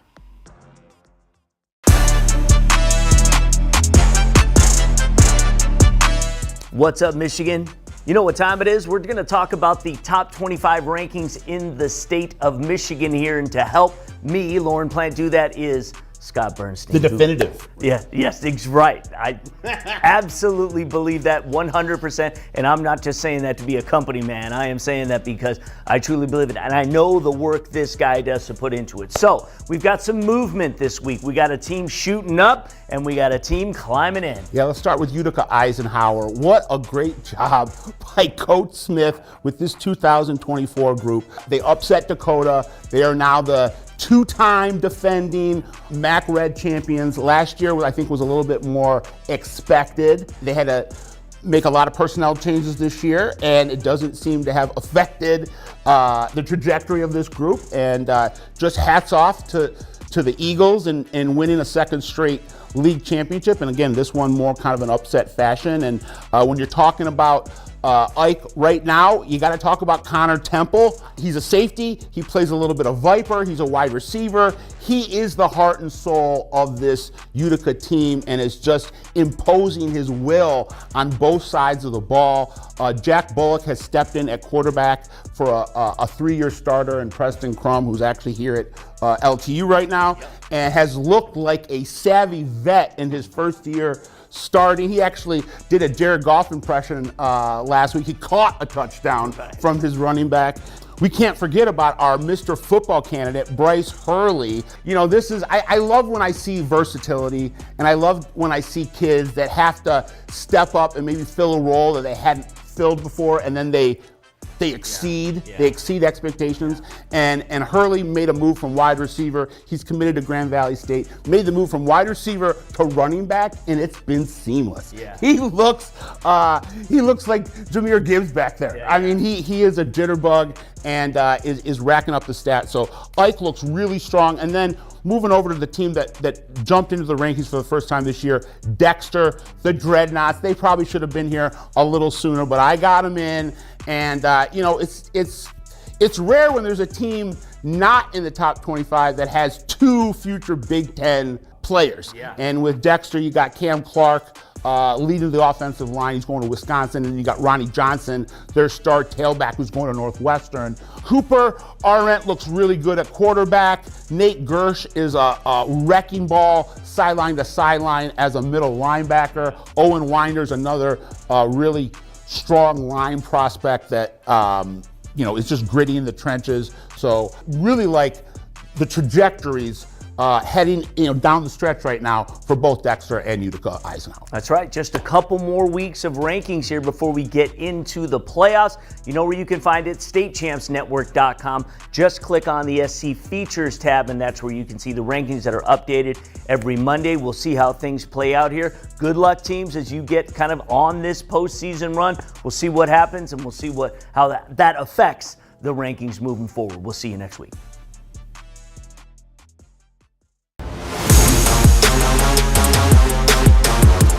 Anvil time. So when you hear that, that means Ron Talley is here to talk about some of the best linemen in the state of Michigan. And we've got to say goodbye this week to Gregory Patrick. It is no slight on his personal playing, but we have to, from time to time, move somebody in, so somebody's got to fall off. It doesn't mean he cannot play his way back into the competition. But first off, how you doing, my man? Hey, feeling great. It's football season. It's October, and it's a good time to talk about the big dogs inside, because this really becomes their time to shine. It's cold, it's raining, your hands hurt, the pads are popping, it's wet, the leaves are falling down, and who knows what can happen in Michigan weather. That's right. So we are introducing a new player into the top 10.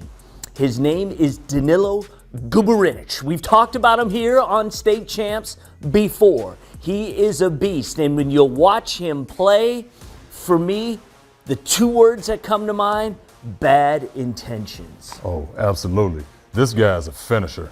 This guy, Danilo, all right, is 6'5", 280, all right? And when you hear the last name Guberinic, you think of somebody that's going to hit you. He doesn't disappoint. He hits you hard. He hits you. He plays all the way to the end, and he does have bad intentions. You can see him slinging guys around on the defensive side and the offensive side.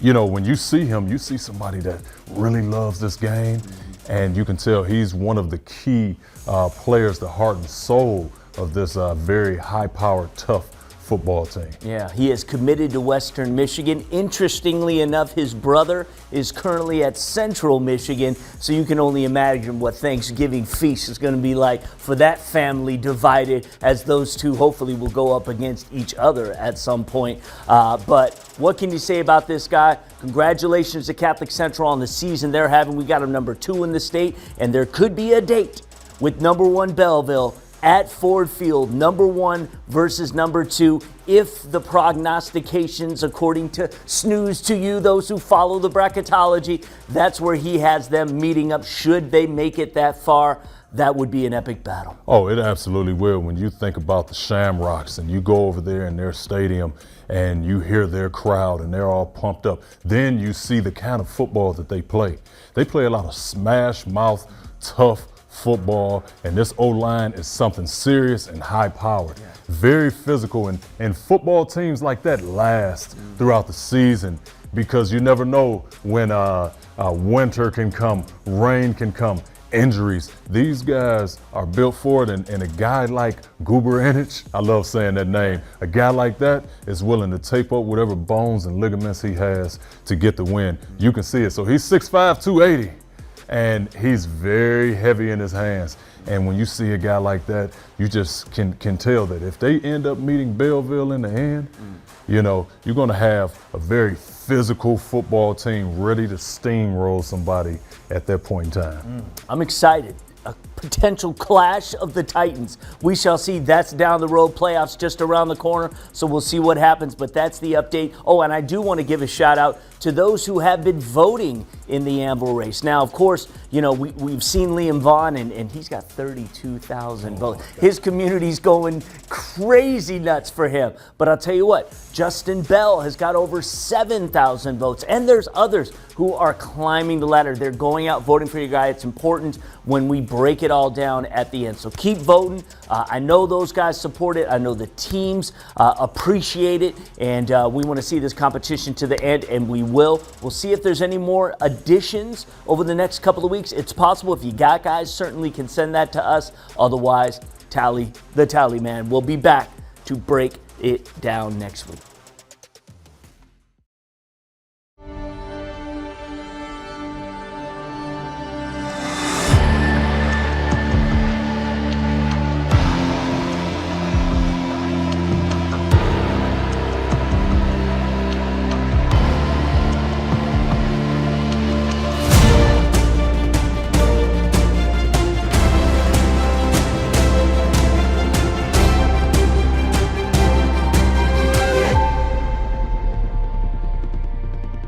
My name is Dan, and I have dealt with family heating and cooling for 20 years plus. As property manager, I use family heating and cooling because they're honest, they're on time, and fair priced. I would definitely recommend family heating and cooling for their services. Family is not just our name, it's the way we do business. My father chose the name Family Heating because he wanted our company to treat everyone like family. Contact us today for your heating, cooling, and electrical needs, and you'll see the difference family makes. With eyes raised above what is, there is a view of what could be. Beyond all known horizons are visions of an unformed future, brimming with curiosity that can change everything. When looking for the technology and tools that will turn your curiosity into magic, look no further. Lawrence Technological University. Be curious. Make magic. I know from experience, a football team is like a family. You trust each other, you support each other, you rely on each other. That's how it is in life, especially when you've been hurt in an accident. You don't call just anyone. You turn to family for help when you're injured. You turn to the Bernsteins. You can trust them like family, and they'll treat you like family. They're Michigan's first family of law for a reason. Get the Bernstein advantage. After all, we're all family around here.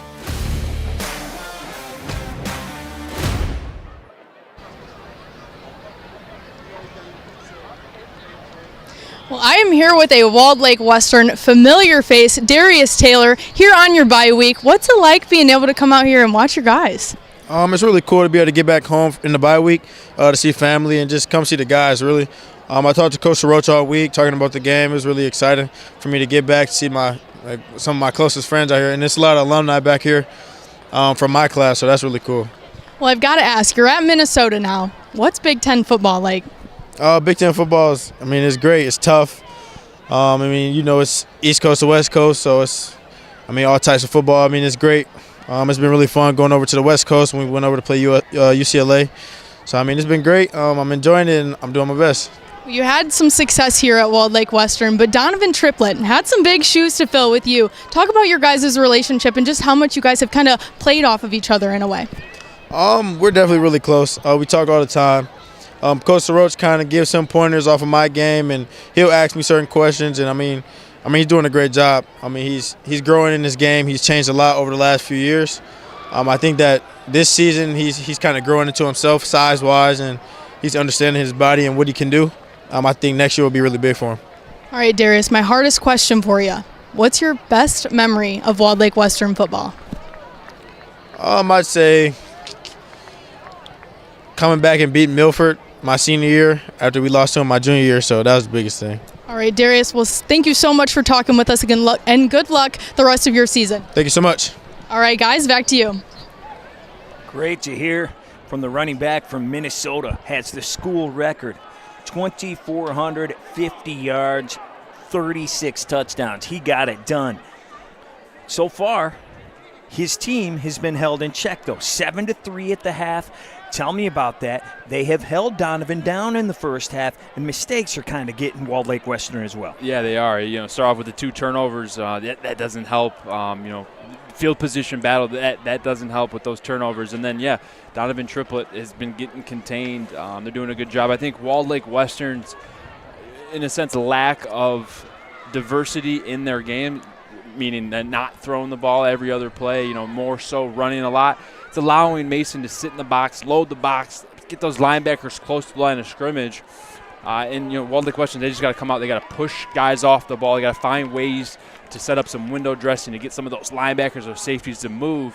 Because all Donovan Triplett needs is one good block, one good burst, and he's an explosive play waiting to happen. And take nothing away from the Bulldogs. Their defense was incredible in the first half. Oh, fantastic. I mean, you come out, you play great defense, and your quarterback's not making any mistakes. He's driving the field, and they're up 7-3 right now, and they're in the game that they want to be in, right? They want to be in that dogfight, the close quarters coming down to the wire. Kick is away, and that is Temple bringing it up.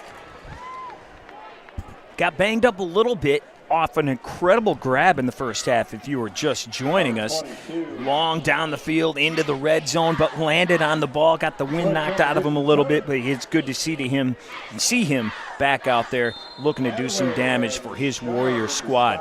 Thank you so much for joining us here on State Champs Game Time Live. Ryan Slocum with you alongside the Brother Rice Warrior. It's Grant Perry. Glad you could be here. We are at Mason High School. It is a rematch of last year's D3 Regional Championship with Walled Lake Western taking on Mason. Pitch goes outside, and right away, we said it, they've done a great job getting to Donovan Triplett. They do it again right there on first down.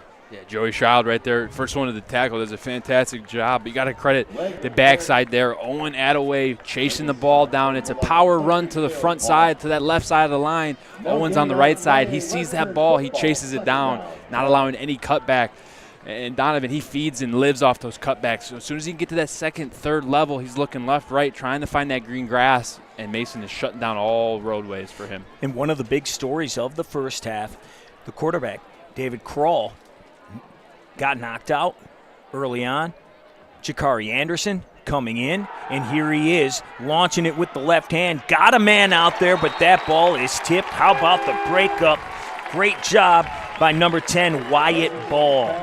Great job by Wyatt Ball. Two-way starter on this defense. He started on that left side of the line of scrimmage and then followed Kayshawn Legg, number 3, the tight end for Walled Lake. He ran a little sneak route across the field here. You'll see it. Kayshawn's on the top of the screen. He releases. It's a roll left, but he's throwing back right, hoping that Wyatt Ball doesn't follow his receiver there, but Wyatt Ball stays in phase just underneath the throw, gets a hand in there, allowing that breakup. And a heck of a throw there by Jakari, but yeah, great job by Ball getting his hand on it, bringing up 3rd down and 10. Here is Jakari from under center. Looking to run. He does. Gets past the 30, still on his feet. Let's see where they mark him now. Looks like right at the 35. That should be a first down. We'll see where it's marked at, but we have a flag on the play. 35-yard line. There is, however, a flag on the I think it's in the world of that hold, the outside. The runner gets outside the box. O-line's not ready for it. D-line reacts. As soon as they get outside the framework of that O-line, it's when the holding starts to occur. And we mentioned penalties in the first half really hurt the Warriors. You see it here again. You probably have a first down. Instead, you're going 10 yards the other way. Yep. And you lost some players last year that in this situation you felt comfortable being in. Jackson, Liggett was a quarterback last year, and he had the ability to throw it but also run it. They had Gavin Noonan at running back, who's another kind of dynamic, shifty guy. And right now they're in these 3rd and longs, and that's not where they want to be. They're a power run team. They want to live in those 2 to 3 yards. So Mason's doing a great job of getting and keeping Walled Lake Western in uncomfortable territory. And this one is 3rd and 20 from their own 15. Handoff. And there's a big chunk, and they get the first down and a whole lot more. It is Lucas Price straight up the gut and into Bulldog territory. Yeah, that'll fix all your problems right there. Yeah, that'll do it right there. A little run up the middle. That's what you got to expect. They just go buck sweep. They pull in both guards. They get good blocks. And, boy, Lucas Price got on one line and stayed on the line all the way until he got tackled. Really good job. Just split the defense, got through the second, the third, and then got to those safeties, and safeties brought him down. But Lucas Price, you can see the speed and the physical ability to get through that line. And we've seen some splash plays from Price so far in the game. Why do you think that is? Maybe keying so much on Triplett and he's getting loose? Yeah, I think that 3rd down and 20, everyone's expecting, pass. They're kind of, off their receivers right there. Lucas Price just had the perfect call on. And here comes Donovan. And once again, though, he is jammed up. And it is Jared Klein bringing him down. They're doing a good job. When Donovan Triplett's trying to get inside, they're plugging the gaps. They're doing a good job of changing the fronts, 4 down, 5 down. You don't really know what Mason's going to do until you get lined up across, and they're doing a good job getting penetration. And then when Walled Lake Western tries to get to the perimeter, they're doing a great job of containing it. So, they got to try to find a way to work Donovan Triplett, into the equation here. But right now, I think the hot hand is Lucas Price. It has been so far. I formation behind Jakari Anderson. And he's going to roll out. The lefty flings it out there short of the sticks. Gain of about 5. And that is Lucas Hoffmeyer bringing it in on the sideline. Good job, little play action pass. Just married off their run game. They just want it to all look the same so the defense reacts accordingly, trying to get them to step up for the run. They go boot left, get Jakari Anderson to his throwing side. Good job by him, not forcing anything downfield, just finding his tight end 5 yards downfield, making this a 3rd down and manageable, right where Walled Lake Western feels comfortable at. They are at the 33-yard line. 3rd and 3. Down 7-3. Early in the 3rd, and this one's going to be whistled dead. There's a flag on the play. As the crowd in Mason getting into it here on 3rd down, but they'll have to wait. And it will be a false start. This drive, so that'll back them up. Yeah. This drive, two 3rd downs where they got penalties that made it longer than what they wanted. If you're Mason, that's where you want to be. But if you're Mason right now, you can't allow them to pick up this 3rd down and long again. You're a guy who played in so many big games. Walled Lake Western came into this thing 7-0, winning 57-7 every game.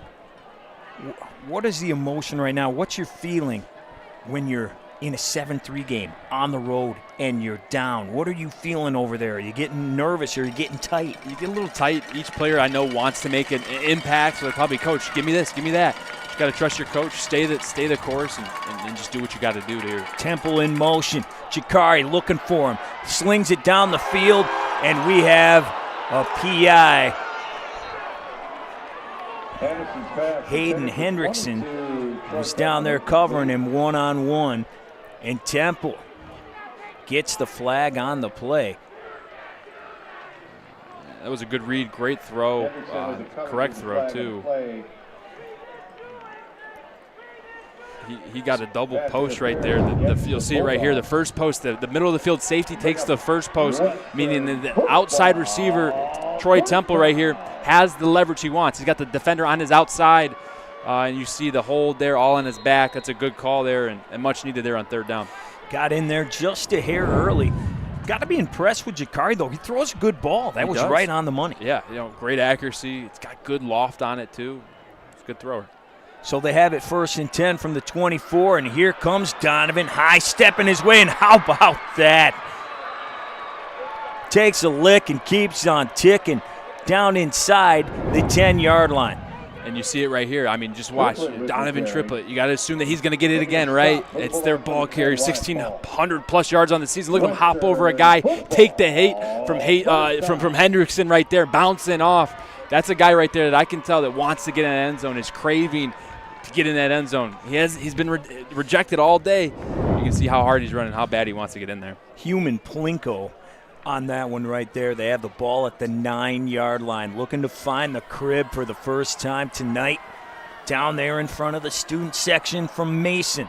Walled Lake Western in business. There's the pitch out to him again. This time nothing doing.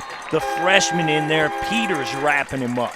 Really good job. The middle of that D-line, they all stunted into the inside gaps, not allowing any push up front, and then the edge perimeter players there. Troy Peters comes off the edge, does a great job of containing Donovan Triplett to a minimal gain, if any at all, right there. Joey Schild in there as well. Said his name and number at times. Leading tackler on this team. It's funny, big linebacker, big inside linebacker. Coach told us he is the quietest dude on the entire team. Doesn't say much, lets his tackling do the work. Yep, says he talks with his pads. That's his language. 2nd down and goal to go. Knock back to the 10. I'd be surprised if Troy Temple gets involved here down in the red zone. Here we go. Good call from you on the end around. It's Temple. Leaning toward the goal line. He is going to be stopped just short, maybe about the 1.5-yard line. Setting them up right here for 1 yard to get. Walled Lake Western implemented those overtime periods in that offseason for moments like this when you need a yard. You got 2 downs to do it, 3rd down and 4th down. Got to imagine if they don't get it here, they're going to keep their offense and those big boys on the field and get it on 4th down and attempt to get it. And Temple comes off the field that time. Shane Rackner, the middle linebacker, in at fullback. Lucas Price, big boy, in at running back. Got to expect this thing going right between the tackles. On 3rd down, it is Price, and he is in there. The Price is right. Touchdown. Walled Lake Western. And they take the lead. Those kids are happy, but Coach Corey Sharoch right there, I mean, he gave a heavy fist pump. He was pumped about that one, getting the boys on the board there, taking the lead here in the 3rd quarter. And that's what you want to do.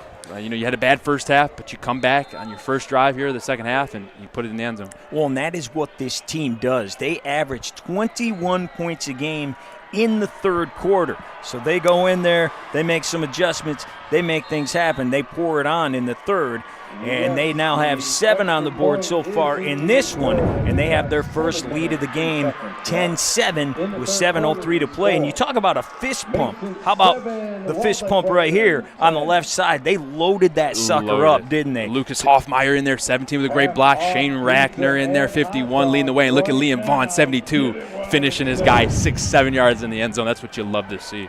Liam Vaughn, we've mentioned the quarterback on the other side, a 4-year player. Liam Vaughn is as well. 4-year player for the Warriors. Western Michigan commit. Going to stay close by in the state of Michigan. Going to go play some MAC football. The big fella runs 6'2", 300 pounds. Made his presence felt right there. And the Warriors now. This is what we expected.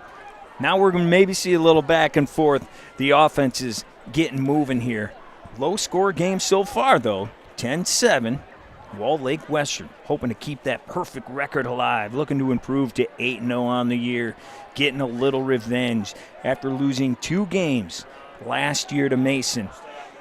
Coming in 6-1 so far this year. Only loss came in week 2. They've rattled off 5 in a row. That one came to their rivals from DeWitt. Looking to gain the lead back. And the kick is away. And it's a squibber. Taken by the Bulldogs, running into a pile. And they will start pretty good field position after that squibber at about the 35. Alta Equipment Company knows when it comes to getting your job completed on budget and on schedule. Uptime matters. Alta Equipment partners with the biggest names in construction. Give them a call at 844-GO-TO-ALTA. Impressive drive right there by the Warriors, Grant. Yep, very impressive. Came out, figured out how to get the ball downfield, fought through 2 third and longs. Got a PI call there by Troy Temple, which set you up. And they put it in the end zone there and finally finished. That's what you want to see if you're on that Walled Lake sideline. Well, we'll see if the other 4-year starter has an answer. Kason Carswell got a man in motion. He's going to keep it. Slings it out. Great play. Great setup. That is Sam Corey with his first touch of the game. He's down the sideline. Massive pickup inside Warrior territory and down to the 21-yard line. Love that call. I mean, they go motion with the single receiver on the left side. They try to get everyone's eyes attached to the right. Kason Carswell even starts rolling right. Watches the defense is in motion. Everyone's got man coverage. And then what do? They slip out Sam Corey out the back door for a little tight end screen. Really good job. He's one of their better receivers, a guy that has 5 touchdowns on the season. They finally unleash him, and he picks up a big first down. Yeah, the senior, we said, his first touch of the game. It is a big one. The Bulldogs in business. Picked up a nice block from Zeb James as well. And here they come again. Split 5 wide. Man in motion is Hendrickson. It's Carswell. Man wide open, but just overshoots Wyatt Ball, who had him beat. And that would have been 6. And they had the perfect call on, Walled Lake Western goes cover 0 there, meaning that there's no free safety. There's no help in the middle of the field. Everyone's mano-a-mano right there. They try to go with that same play. They try to get the ball to the flat. Walled Lake Western reacts. Kason Carswell then drops back again, sees that Wyatt Ball is open in the middle. And Kason Carswell has his first missed throw of the day, one that he definitely wants back because that was an easy 6. That would have been an amazing punch-back 2-play drive. Instead, second down from the 21-yard line.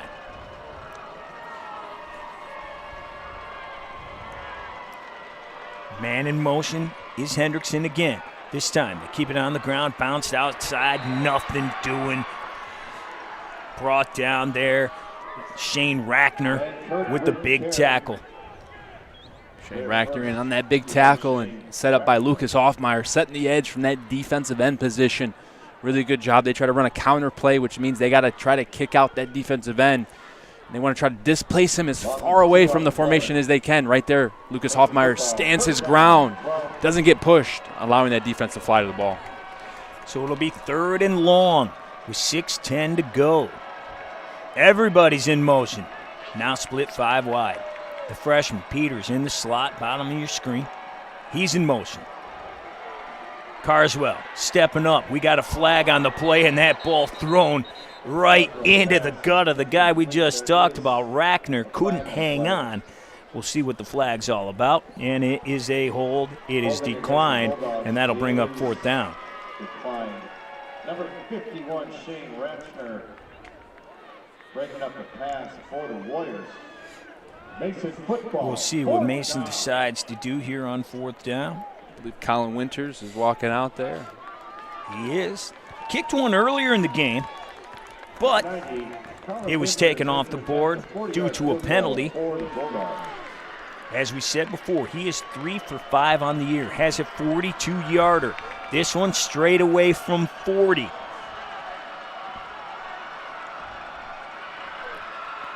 The kick is up from Winters, and it is pure.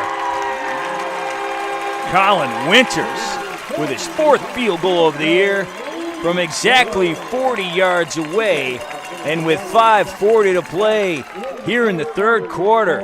Great response by the home team. Mason ties this game up. It is now 10-10. The Lawrence Tech football team back at home tomorrow to take on Siena Heights. Kickoff is at 1 p.m., and you can watch the game on the Lawrence Tech Athletics YouTube channel. The Blue Devils are looking to win their 2nd game on the season. Best of luck to the Blue Devils over there in Southfield. We have a beautiful setting here at Mason. Got the trees changing colors behind and everything. The lights are, it's dark out here now, but beautiful view out there at Blue Devil Stadium as well. Downtown Southfield. Yeah. Looking great right there, overlooking the skyline. If you've never been to a game over there at Lawrence Tech. Pretty cool atmosphere out there. Best of luck to them. So we got a brand new ball game, Grant. 10-10. 5:40 to play in the third.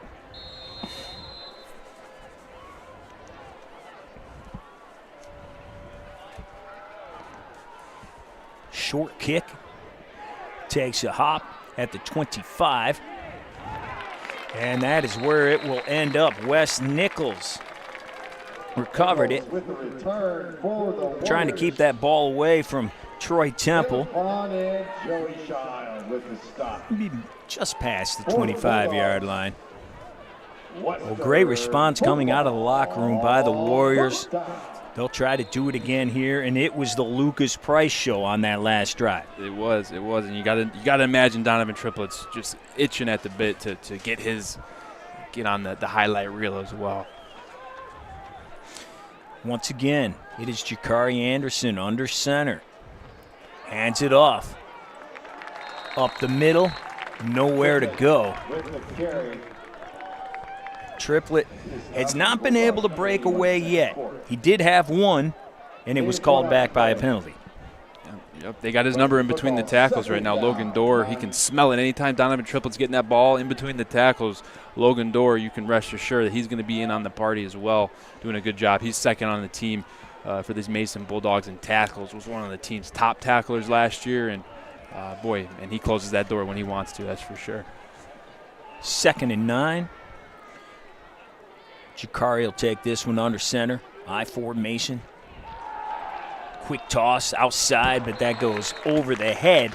If you're just joining us, late in the first half, David Krall, the sophomore quarterback, came out of the game. We are not sure exactly why, if it's injury or what happened there, but Jakari Anderson is in the game. And how much of a difference has that made in this game, do you think, Grant?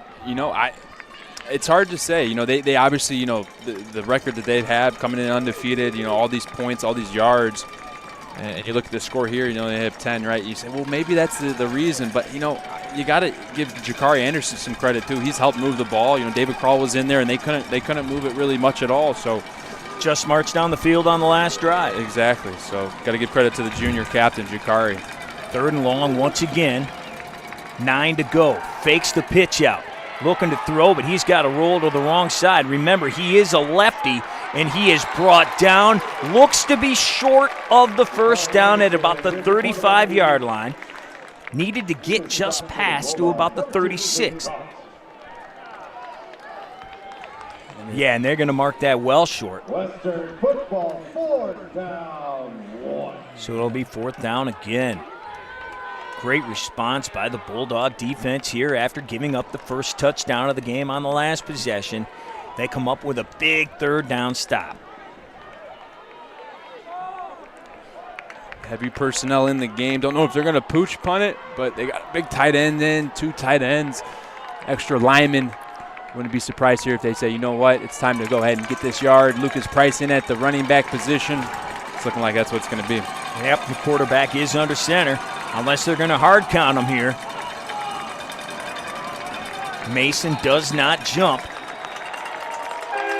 And they stand tall. We got a timeout. Good response there by the Bulldogs. What do you think, Grant? Yeah, really good job. I mean, you come out first drive of the half, second half, that is, you give up a touchdown, some big explosive plays, but you come back, you kind of rally the troops there, you keep everything in front of you, and then you're about to get the ball back here. Well, we're going to go in the Wayback Machine here. We flash back when Walled Lake Western won its first ever state title. Back in the year 1999 at the Pontiac Silverdome, the Warriors took on Utica Eisenhower. They would come away with the 19-7 victory. Walled Lake Western looking to make some noise here again. Could they bring home title number 2 in the D3 playoffs? Look at the old Silverdome in there. Mm-hmm. Got the old MHSAA trophy. Old uniforms. I'm old enough to remember that, Grant. I know you're not. No, sir. Thank you. Here we go, Western kicking it away. Nice spiral on the kick. Doesn't get too much hang time, but it does take a Warrior bounce. And it will be touchdown at the 19-yard line. Punt is down by number 17 for the Warriors, Lucas Hoffmeyer. We've got a 10-10 ball game. A little maybe lower scoring than we expected, but a great game so far. As we expected, it is neck and neck. Can't get any closer. 10-10. Final couple of minutes here, the third. Bulldogs offense taking over after adding a field goal from Colin Winters. 40 yards on their last possession.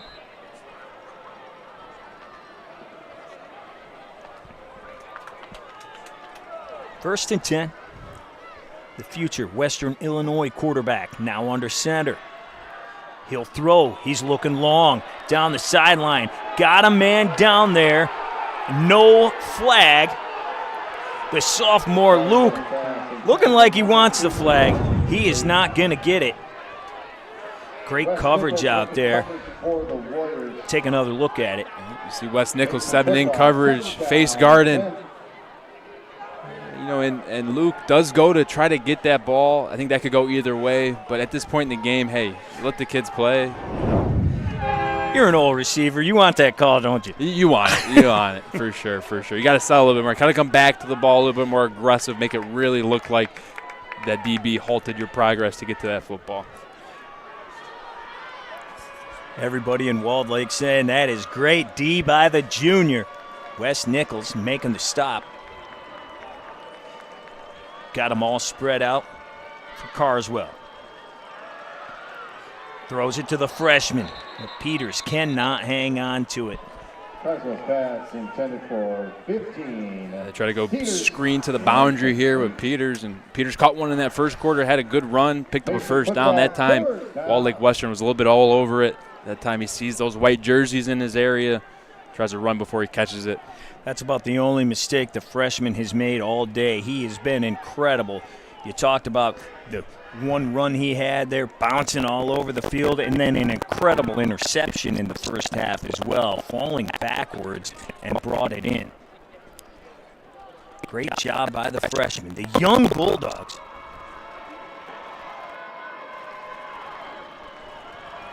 Here they go now. 3rd and long. Need to get 10. Carswell throws. Got a man out there, and he's got his first down. And once again, speaking of the young Bulldogs, it's Frankie bringing it in. Jakari Anderson with the stop for the Warriors. Mason football. First down.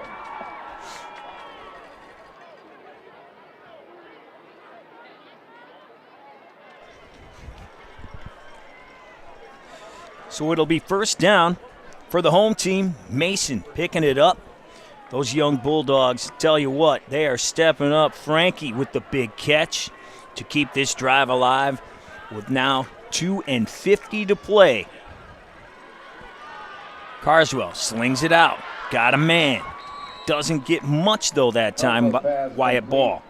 And you can see Walled Lake, they've adjusted. They're going cover zero. They're saying, hey, we're going to trust our athletes on your athletes versus Mason right now. They're going to go cover zero, meaning nobody in the middle of the field. No one has help. Everyone's mano-a-mano. The guy in front of them is their responsibility, which is also taking away those short throws, those free access throws. And when these screen passes are occurring, Walled Lake Western's triggering to the ball because their eyes are on their defender or the receivers. 2nd and 7. Empty backfield again. Peters in motion. Rolling right. Going to him. Got him out there. Looked like there may have been a little foot tangulation down there, but no flag once again, much to the chagrin of the hometown Mason crowd. The refs are letting the boys play here. They're letting some guys get some contact on these receivers. Receivers pushing back a little bit. Right there, they try to get that flat again, where they're trying to get that guy in motion, trying to hit the flat. But this time they put a little spice on it, and they have him turn up the field for a wheel. Carson's rolling out, trying to hit Troy Peters. Just couldn't connect on that one. So once again, Mason facing a 3rd and long this time. They need 7.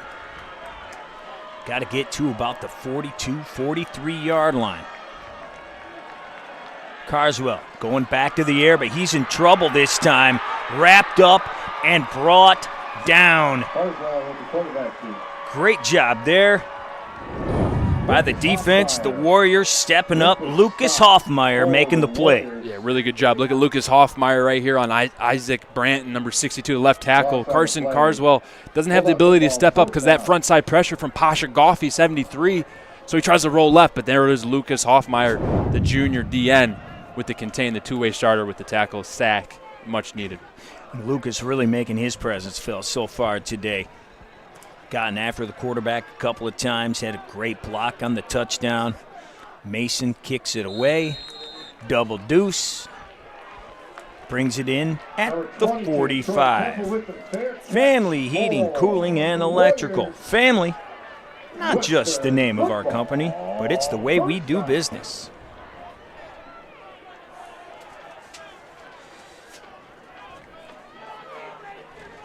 .10, 1:09 to play in the 3rd.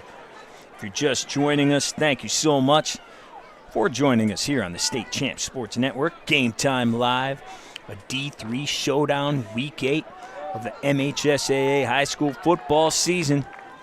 It's Mason 6-1 taking on the unbeaten Walled Lake Western Warriors. Here is Triplett in motion, takes a handoff, and he's got a huge hole for the first time today. Make a big-time gain to the 33-yard line. Really good run right there. Finally getting Donovan Triplett in space, allowing him to decide where he wants to go, following the green grass. They get him on a jet sweep right there, get great blocking front side, and then number 22, Troy Temple, did a great job downfield blocking, trying to free up his running back, Donovan Triplett, for a score. Is that a case of just keep feeding him different ways, make something happen? Keep feeding. One of these days the beast is going to get loose? Mm-hmm. Exactly what that is. First down, quick handoff. There is that number 17 fella again. He's going to get a first down. Lucas Hoffmeyer doing it on both sides of the ball. Yeah, he is. He's really stepped up today. The junior fullback, tight end, defensive end, really the do-it-all guy for this team. Did a great job right there at the fullback position. They go quick fullback, trap, quick hitter. Quarterback turns immediately, hands it to him. D-line, linebackers don't even see the handoff. He gets through the line of scrimmage to the second, third level, and he's a big guy. He's hard to bring down. You can see it right there. Under 20 seconds to play now. We'll see if they get the snap off. Jakari Anderson under center and high formation behind him. Man in motion is Temple. He hands it up the gut. Good explosion for a pickup of about 6 yards from Donovan Triplett. And that is the way we will finish the 3rd. Walled Lake Western in motion. We are tied at 10 apiece heading into the final quarter. Stay right there. We'll be right back. It's missing a piece. Is that missing a piece? Is someone eating this back there? You can make me another pizza? Why Joe always having slices?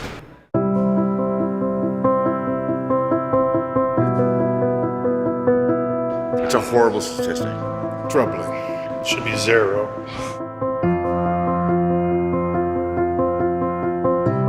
Hungry Howie's Pizza's making me cry. At Alto Equipment, we know when it comes to getting your job completed on budget and on schedule, uptime matters. Alto Equipment has partnered with the biggest names in construction, including Volvo, Leeboy, Sonnebogen, Avant, ASV, and more to provide the state of Michigan with industry-leading service and support. Alto Equipment services all makes and models, and their technicians are available 24 hours a day, 7 days a week. Do you have a big project? Alta Rents has you covered with the most diverse rental fleet in Michigan. Give them a call at 844-GO-TO-ALTA today.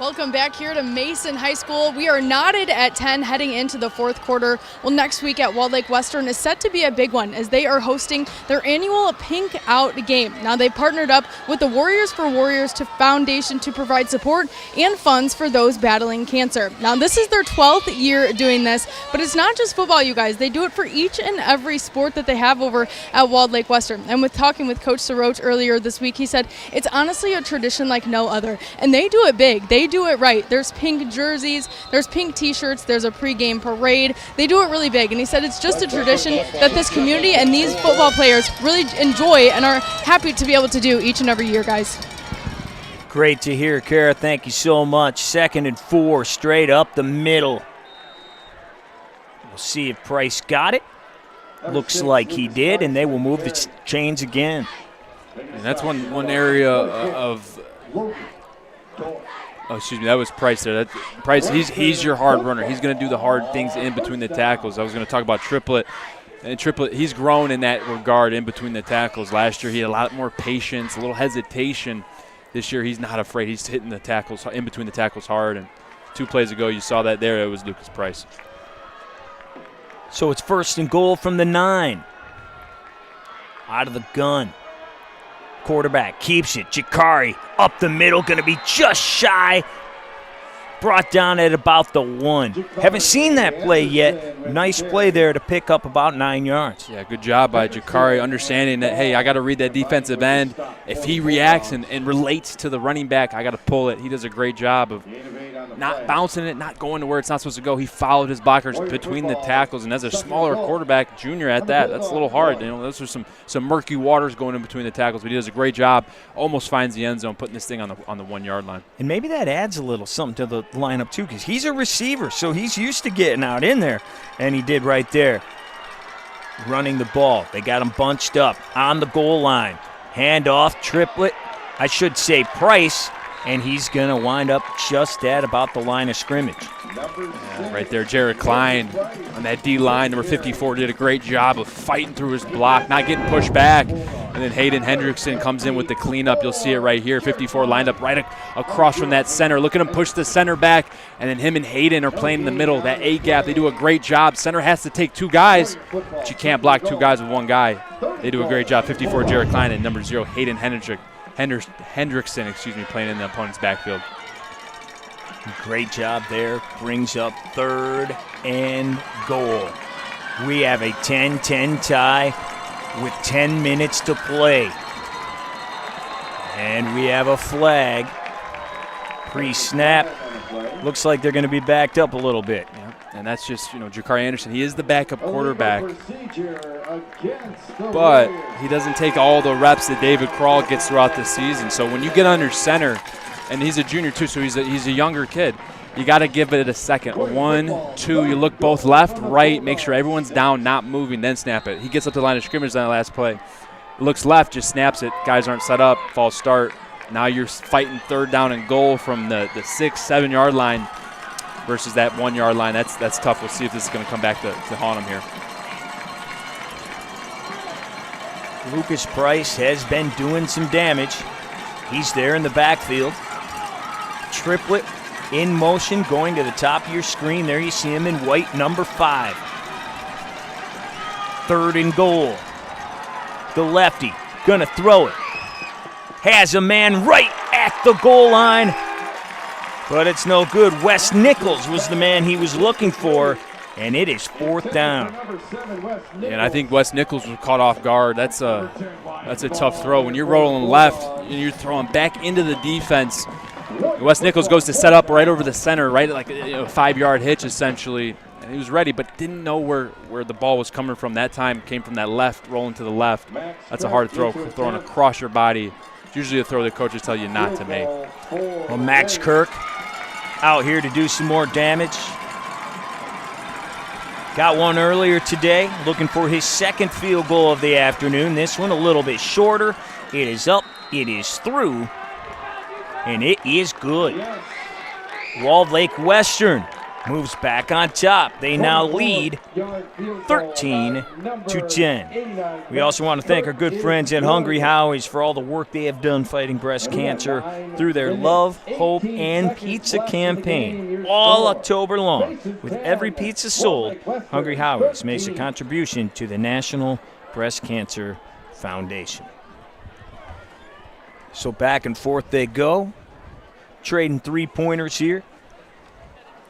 Second lead of the game now for Walled Lake Western as they try to avenge their only losses that they've had in the last 2 seasons. Week 8 a year ago got taken down 30-7.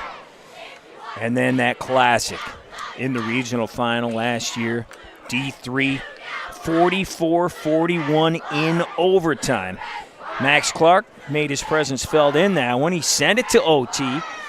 And then he kicked the field goal in OT, only to have Mason respond with a big touchdown right at the pylon. Grant, you were there. That was a classic.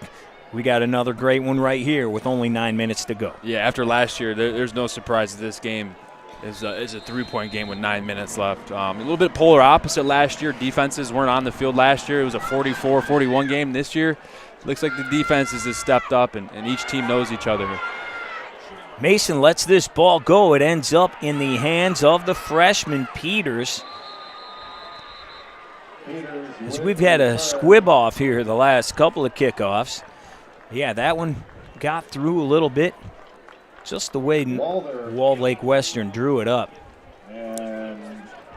And they will take over at the short of the 20-yard line. Is that right? Yeah, about the 16. First down for the Bulldogs, looking to take the lead back.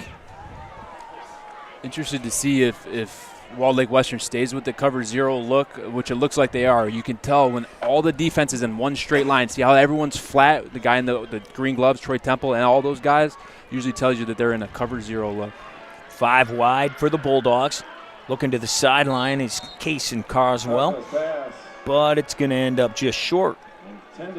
And the adjustment for Walled Lake's working. They're getting good pressure at the line of scrimmage with the D-line, which is forcing Kason Carswell off his spot. He's got to roll, try to get a throw off outside the pocket where he doesn't necessarily want to be. And right now, these defenders, DBs, linebackers, they're looking at their receiver, playing him head-on, man-on-man. So as soon as he breaks, they're ready for it. Versus in that first half, they're playing off coverage, off soft zone, allowing Kason to kind of pick you apart. Now they're going man-to-man, and Kason's going to have to find his matchups. Yeah, you said it. You can see it there at the right side of your screen. They are lined up across the top. Man in motion, 4 over there on the bottom side. They go back the other way.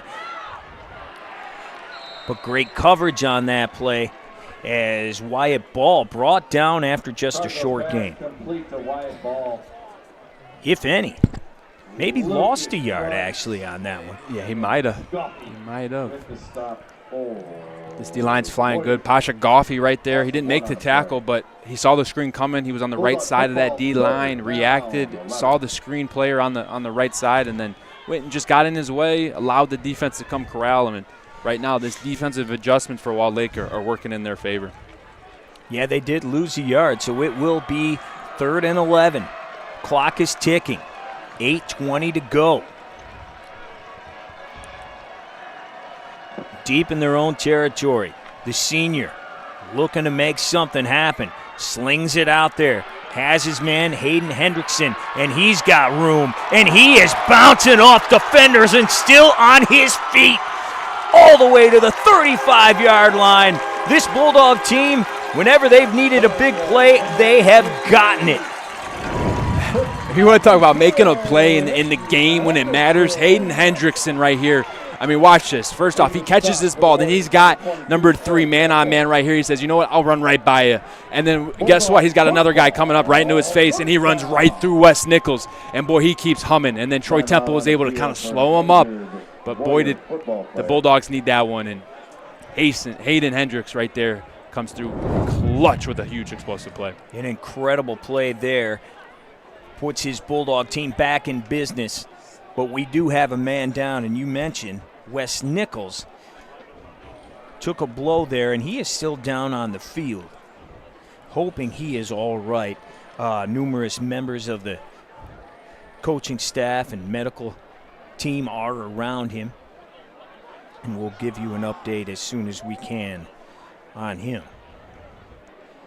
Well, a key player on that Mason team from last year was A.J. Martell. He was a finalist for the state champs Mr. Football Award. Played 5 sports: football, wrestling, swimming, baseball, and track and field his senior year. A.J. currently on the west side. He's over there playing at Hope College. 5 sports. I didn't even know that was possible. How incredible is that? You played in high school. Mm-hmm. Can you imagine playing multiple sports during the same season? That's impressive. 5 sports. I don't even know how you find the time. Right. You need a personal assistant to kind of schedule out what practice to go to, what field to go to. But no, that's just A.J. Martell. I mean, talking with coaches last year, he was the workhorse on this Mason Bulldog team and all-state dream team. I mean, just truly an all-American type of kid. And we have some great news. Number 7 is up, walking off the field. Great news there. Got a little banged up on that play, but good to see him up on his feet as we will continue play. And that's 8 minutes. Oh, go ahead, No, Grant. I was just going to say that last play there by Hayden Hendrickson, that's how you beat cover 0. You got to find a matchup, got to get a guy in space, because if you beat that first guy, the defense has no help. Everyone's latched onto their guy. Didn't mean to cut you off there, but I'm just saying they find their matchup, they'll have some success. And then you have open space behind it. Yep. All right, here we go. First down. 10 to go from the 31. Bulldogs facing a 3-point deficit.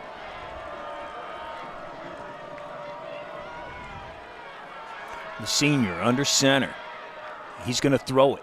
Gets it out there. His man down. That is number 2. That's a sophomore, Luke, adding to his reception total on the year. He's made a couple today. Yeah, he has. He had a drop earlier where he didn't get his eyes and hands around fast enough. But you can see there, hands, eyes around fast, was able to react to that ball down and low. They got together. They worked on that. Told him, hey, I'm going to put that on you. Just be ready. Right there, they connect this time. It's a 6-yard pickup. 2nd and 4. They are right there at the 25. Carswell out of the gun this time. Looking to the right, but he's in trouble. Big 7-3. Pasha Goffey getting in there. And he picks up the big sack on 2nd down. That was a good job right here. You're going to see Mason just trying to pick up this Pasha Goffey. I mean, he just comes through. He wins his block, wins around his guy, beats 54, beats Jared Klein to the quarterback, and Casey Carswell just didn't have enough time to find his target in this cover 0 look. And before you know it, you get that one-on-one matchup. You get 5 D linemen versus 5 O linemen. All you need is one guy to win their matchup. Pasha Goffey does with the big sack. We talked about how strong they are up front. They are tough up front, and they got size. The junior running 6'4", 225. And he fell on the quarterback. Carswell bringing up 3rd and long. 6:05 to go.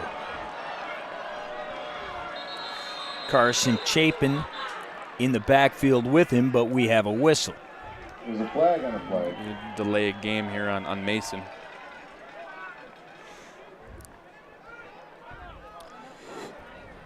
And it's going to say a timeout just in time. Back judge was calling the delay a game, but timeout got in beforehand. Timeout, Mason. Mason, timeout, there first. The Construction Association of Michigan provides a vast array of resources, services, information, and training to go with our diverse membership in Michigan's construction industry. Go to buildwithcam.com for more information. Yeah, you could tell a little confusion there. Chapin in the backfield. He's on the right side. Quarterback telling him, nope, you got to come over here. Thankfully for the Bulldogs, timeout was called just in time there, so they don't have to move back anymore. Another 3rd down, Grant. They got plenty of room down there on the 31-yard line. What are you looking to do here? Well, if you're going to get this cover 0 matchup, I want to try to find a matchup. Luke Gosh has been getting some targets downfield. It's been close to drawing some PIs. Wouldn't be surprised though if they try to hit a quick slant, something just get the ball on one of their quick, speedy playmakers and let them try to make a play in open space. But give me Luke Gosh or give me Hayden Hendrickson. Well, he's the one that did it last time. Yeah. We saw the huge pickup to get him into this position. Down the sideline. Hit a truck stick. Got him in action, but it is 3rd and 10. Empty backfield for Carswell. He is throwing deep. He's got a man wide open. He finds him. Touchdown, Mason Hayden Hendrickson. And my friend Cleo the Psychic called it. Saw it coming, but love the way they drew it up there. When you get the replay, you'll see what they did. They schematically schemed up a way to get their playmaker on a linebacker. Hayden Hendrickson, the junior, got some speed, got some skill to him, got some savvy to him. Why not put him in the backfield, then motion him out? Then that draws a linebacker out. Right? We all know they're playing cover 0, so they get the linebacker on Hayden, and then they just throw a little corner out. There's no chance that outside linebacker can run with Hayden. Hayden makes them pay for 6 right there.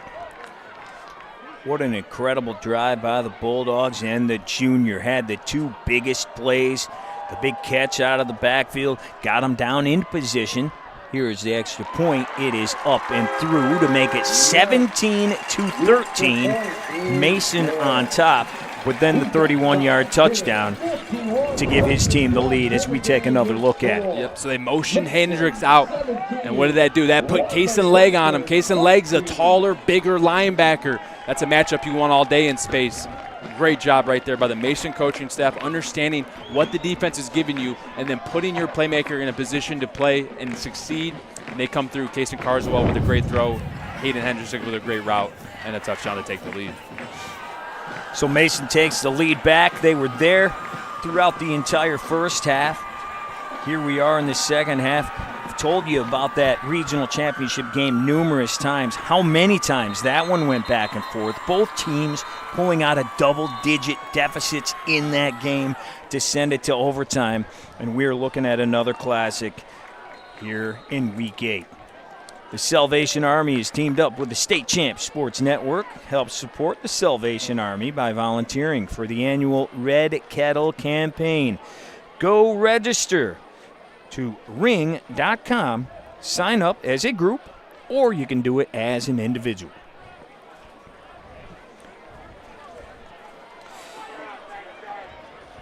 Mason about to kick off here with a 4-point lead. As they are about to, let's send it down to Kara Lyles for an injury update. Yeah, quick update on Wes Nichols. He was over on the sidelines. He did have his pads taken off, and he was sitting with trainers getting his left shoulder stretched out, and it almost looked like they were kind of working on the left side of his neck as well. Still sitting down on the bench over there, guys. Not sure if he is set to return in this one tonight. Appreciate that, Kara. Yeah, he took a big hit there, but it was great to see him walk off the field. No doubt about it. We'll see if he can get back in the game. Big two-way player for those guys. Yeah, that's a guy that they're definitely going to want out there. We'll see how they'll adjust. Maybe Jakari Anderson steps in that corner, but he's also playing quarterback. So if they get back on defense here, we're going to have to see how they adjust when they're starting cornerback Wes Nichols, number 7, is out. 5:51 to play here in the game. Walled Lake Western trying to move back in front. They've gone back and forth so far here in the second half. Here is Jakari stepping up. The lefty floats it out there. Has a man, throws short, but what an incredible grab. What a great adjustment. And it is grabbed by Dom Rodriguez. Excuse me, I should say Kaysen Legg. Have not called his name at all today. And he comes up with a big one. But in the backfield, Mr. Yellow is out there. And it's going to be on the defense, so I think they got a personal foul. I think roughing the passer, that is, so they'll tack that on. But really good trust there by Jakari Anderson. That's all that is. That's trust saying, hey, I got Kaysen Legg, got some height, running down the middle of the field. Why not throw him a ball? Underthrew him, too, so you got to give credit to Kaysen Legg coming back to that football, high pointing it, playing big boy football after giving up that touchdown to Hayden Hendrickson. He comes back with a big catch, putting them into enemy territory. Yeah, incredible adjustment there by him over the middle.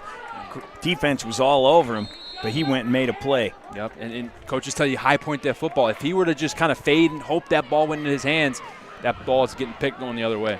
And they get extra yards to the personal foul. So now in business are the Warriors. Low snap. Jakari keeps it. Got a little bit of space. He is still on his feet before being brought down. Jakari Anderson with the carry. Going to be about a gain of 4 or 5 on that play. Great run there by Jakari. Yeah, I lost him in the shuffle. I thought he was down, and the next thing you know, he's squirting up for a couple more. Good play there by Jakari Anderson. And if you're Walled Lake here, you want to run the plays that get you good positive yards. You don't want to waste time, but also you got some time to waste here. You don't want to give too much time if you do score back to Mason there when they get the ball back. Man in motion. Jakari keeps it again. This time going the other way. There is a flag down, and he goes down. This one probably going to come back. But you got to like Jakari as well on that play previous. He's not a big guy, just 5'8", 145. But, man, we saw right there, he can bounce off a guy. Yeah, he runs hard, not afraid to lower the shoulder there and try to pick up some hard-earned yards. And unfortunately, right there on this play, they're going to go in the opposite way to do a hold. So this will push him back all the way to the 31-yard line. You mentioned the clock. 4:42 still to play in this game. They got plenty of time. They need to make something happen. Down 17-13. Looking for their revenge. They've been waiting for this game for 11 months. They have their chance right now. 2nd and 16. 4:20 to play. Pitch goes out, and we've got a trick play. Price throws, but it is picked off. Incredible grab out there. I believe it was number 2, Luke Goss, making it happen, and the Bulldogs take over. Talk about making a big play when you need it the most. You're fighting to defend your red zone area right here. They try to go halfback, pitch, pass. Lucas Price throws a dot out there, a bullet. But Luke, stays in phase with the receiver, understanding, hey, that running back, he's got to cross the line of scrimmage before I can commit to the run. It's a pass. It's a trick play. Luke Gosh is all over it.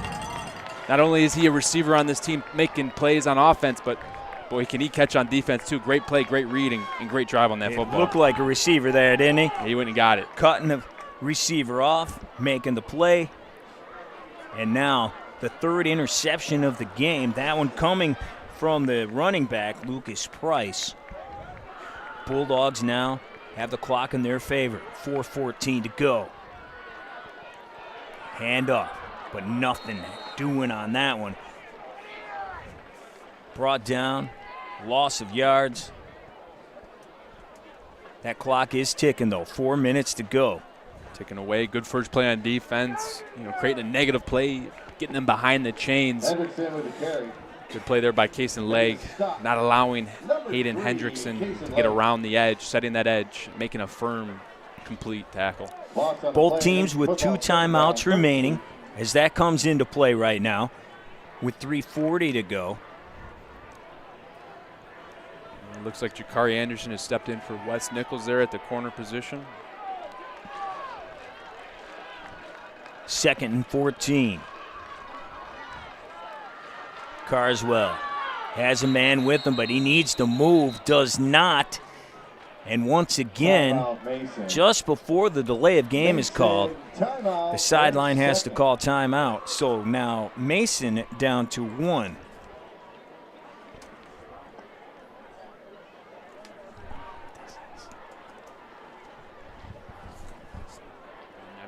As you get down here, as the clock winds down, these timeouts, they get more and more valuable. If you have the lead, they obviously aren't as valuable. If you're Walled Lake, you're happy you're not burning them. But if you're Mason, you want to try to get a first down here and eat as much of the clock away as you can. Well, Grant, let's get into some speculation with mapatology. Okay, so Region 2, District 2 looks like what we predict.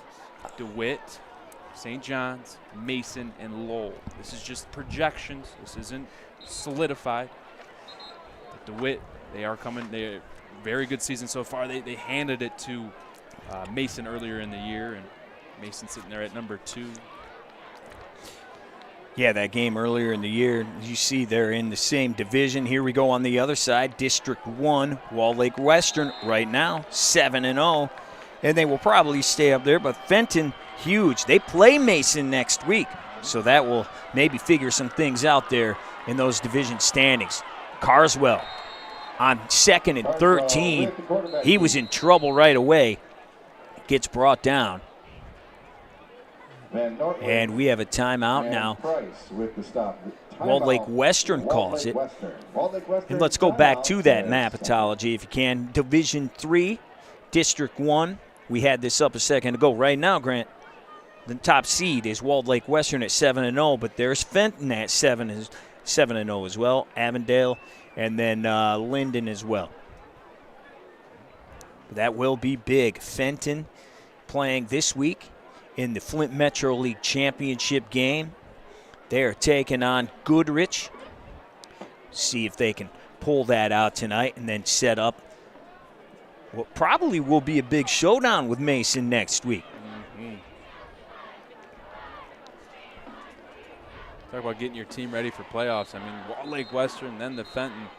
Boy, that's one heck of a way to end your season. No doubt. No doubt. And both coaches told us, man, hey, that's what it's all about, getting ready. It's like the postseason before the postseason. Got to be battle-tested. You know, also, Mason's coach, Coach Houghton, told us, iron sharpens iron. So that's why they set those games up. No question about it. They are facing a little adversity again. They've been good on 3rd down the last couple of trips down the field. 3rd and 12. The Bulldogs looking to put this one out of reach. Walled Lake Western down to 1 timeout. Carswell looking deep. He's got a man downfield, and that is incomplete. Gavin Van Kirk was the man they were looking for. He had 2 men on him there, Grant. Yeah, let's see. From my eyes, my first take, I thought it was a good no call here. I think they're just running. I think he just falls, he just trips, and then Kason Lake trips on top of Gavin Van Kirk. I think it's a good no call. I don't think there was anything visibly, restricting the receiver from getting that football. Yeah, I would tend to agree with you there. And now, Walled Lake Western back in business. They get the ball back with 3 minutes to play, down just 4. But that means they will have to find the end zone. Carswell right at his own goal line, and it is a short kick.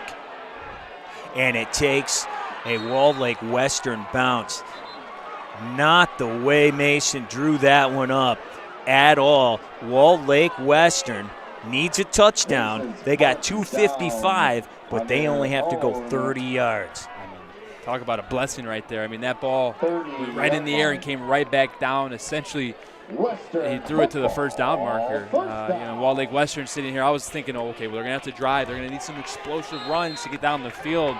But here, I mean, you're sitting at the 30-yard line, 2 minutes, 55 seconds.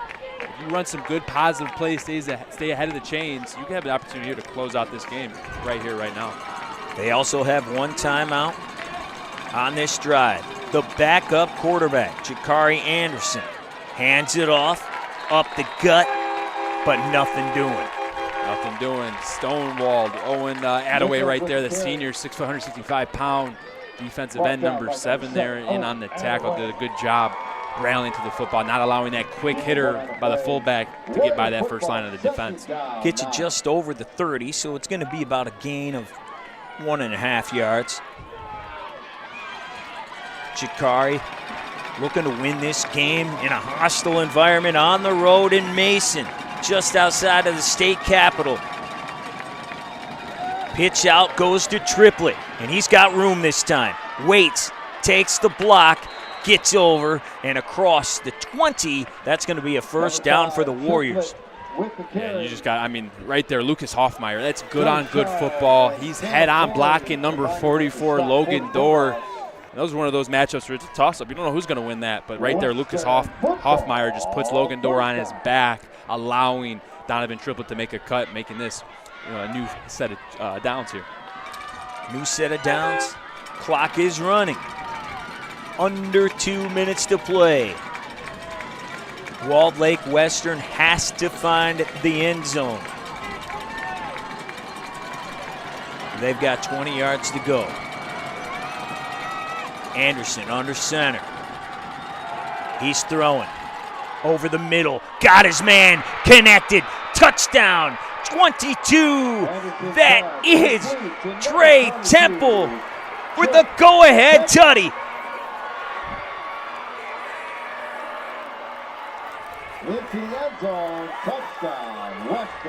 And it only took a little bit for him to get involved in the end zone. Troy Temple finds a way to get really involved right there. Ran a great post route, crossed the safety's face mid-route, trips on himself, maintains his balance, gets his eyes up, ball's on him, crosses the goal line. Troy Temple, story in, story out. It's always how can he affect the game, and he finds a way to, offensive or defensively, he affects the game. We have not said his name as many times as we thought we might today as the kick goes up and through to make it a 3-point game. Walled Lake Western 20-17, but he has come up with maybe the two biggest plays of the day. And right here, over the middle, 20-yard strike and double deuce. T-square gives him the lead. Good things happen when you put that ball near 22. Find a way to get him involved, and 9 times out of 10, good things happen when Troy Temple's making plays on this field. The last play, big play that he made in this game was downfield. Huge catch, diving grab. Had to come out for a little bit right before the break as that diving grab brought the ball in, landed on it, knocked the wind out of him a little bit. But he is up and he is rolling. This guy, just an incredible athlete. Going to visit Michigan State tomorrow on homecoming. Hoping to get a D1 offer somewhere. Mac schools all looking at him. Kid, just great. We told you before, 4'7", 40. 6'3" high jumper. That's impressive. And he's given his team the lead. But the home team, Mason, they got a $132. And they can make things happen as well. We've seen the big splash plays from them. They got plenty of time and one timeout to do it. Another squib. And they're going to have good field position after it is brought up. Grant, what's the strategy behind that? We've seen a couple of squibs here the last few times. What's the strategy there? You got to imagine it's just keeping the ball away from the true explosive playmakers. Let the upbacks run it, the less athletic, slower gentlemen.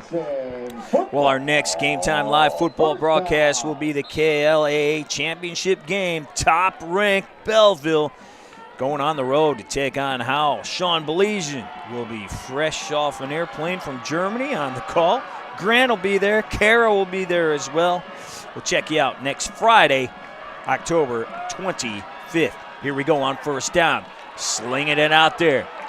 Nice pickup, about 7 yards. 2-minute drill here. Kason Carswell. Let's see how he can lead his team. Let's see his command of the huddle. Getting guys lined up. Let's see how fast they can get in and out of plays here. And here they are, right, lined up, doing it again. After that grab by Hayden, looks to the sideline again, looks like another grab. Sam Corey, the big tight end, making it happen, and now they are in opposition territory.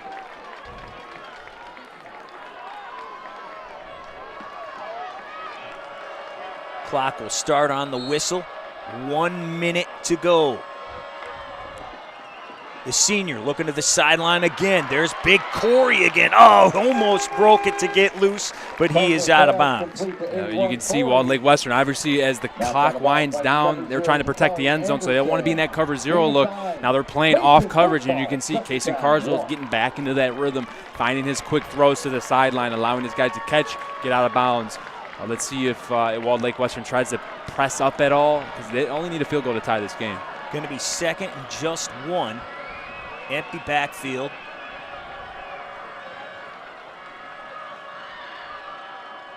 It's Carswell taking the snap, looking right again. They're coming after him. He does get it out, and he fires it away. The big fella was in there, 77. That's for Reed Sagman. Comes up hobbling a little bit, though, but he's all right. He's staying in there. The grown man, as Coach called him, said he looks like a grown 35-year-old grown man, 6 sacks on the year so far and looking to get another one. We are down to 49.6 seconds on the clock. Mason has done a good job getting up to the line. Have not used too much off that clock. It's 3rd down. 1 to go. Hand it off. And man, he got stuffed. Not sure if Hendrickson got it. Looks like they're going to measure it. They spotted it right there on the 35-yard line, and they say, yes, sir, he did. Hayden Hendrickson with another huge play for his team. Made the first grab on this drive. And it looks like we're going to get that final timeout. Case and leg. Here we got a great look at the kicker, maybe coming into play. Yeah, Colin Winters, all-region last year. Got some swag to him. We'll see if he comes in. One of the biggest kicks of his life. He's getting ready to go with 41 ticks left on the clock. It is Walled Lake Western up by 3, 20-17. And there is Kaysen. He is up. He is on his feet. Once again, great to see. And this game will continue with Mason at the 35-yard line. Three-pointer would send it to OT. A touchdown would win it. That's how they did it last year in overtime. And the clock is moving.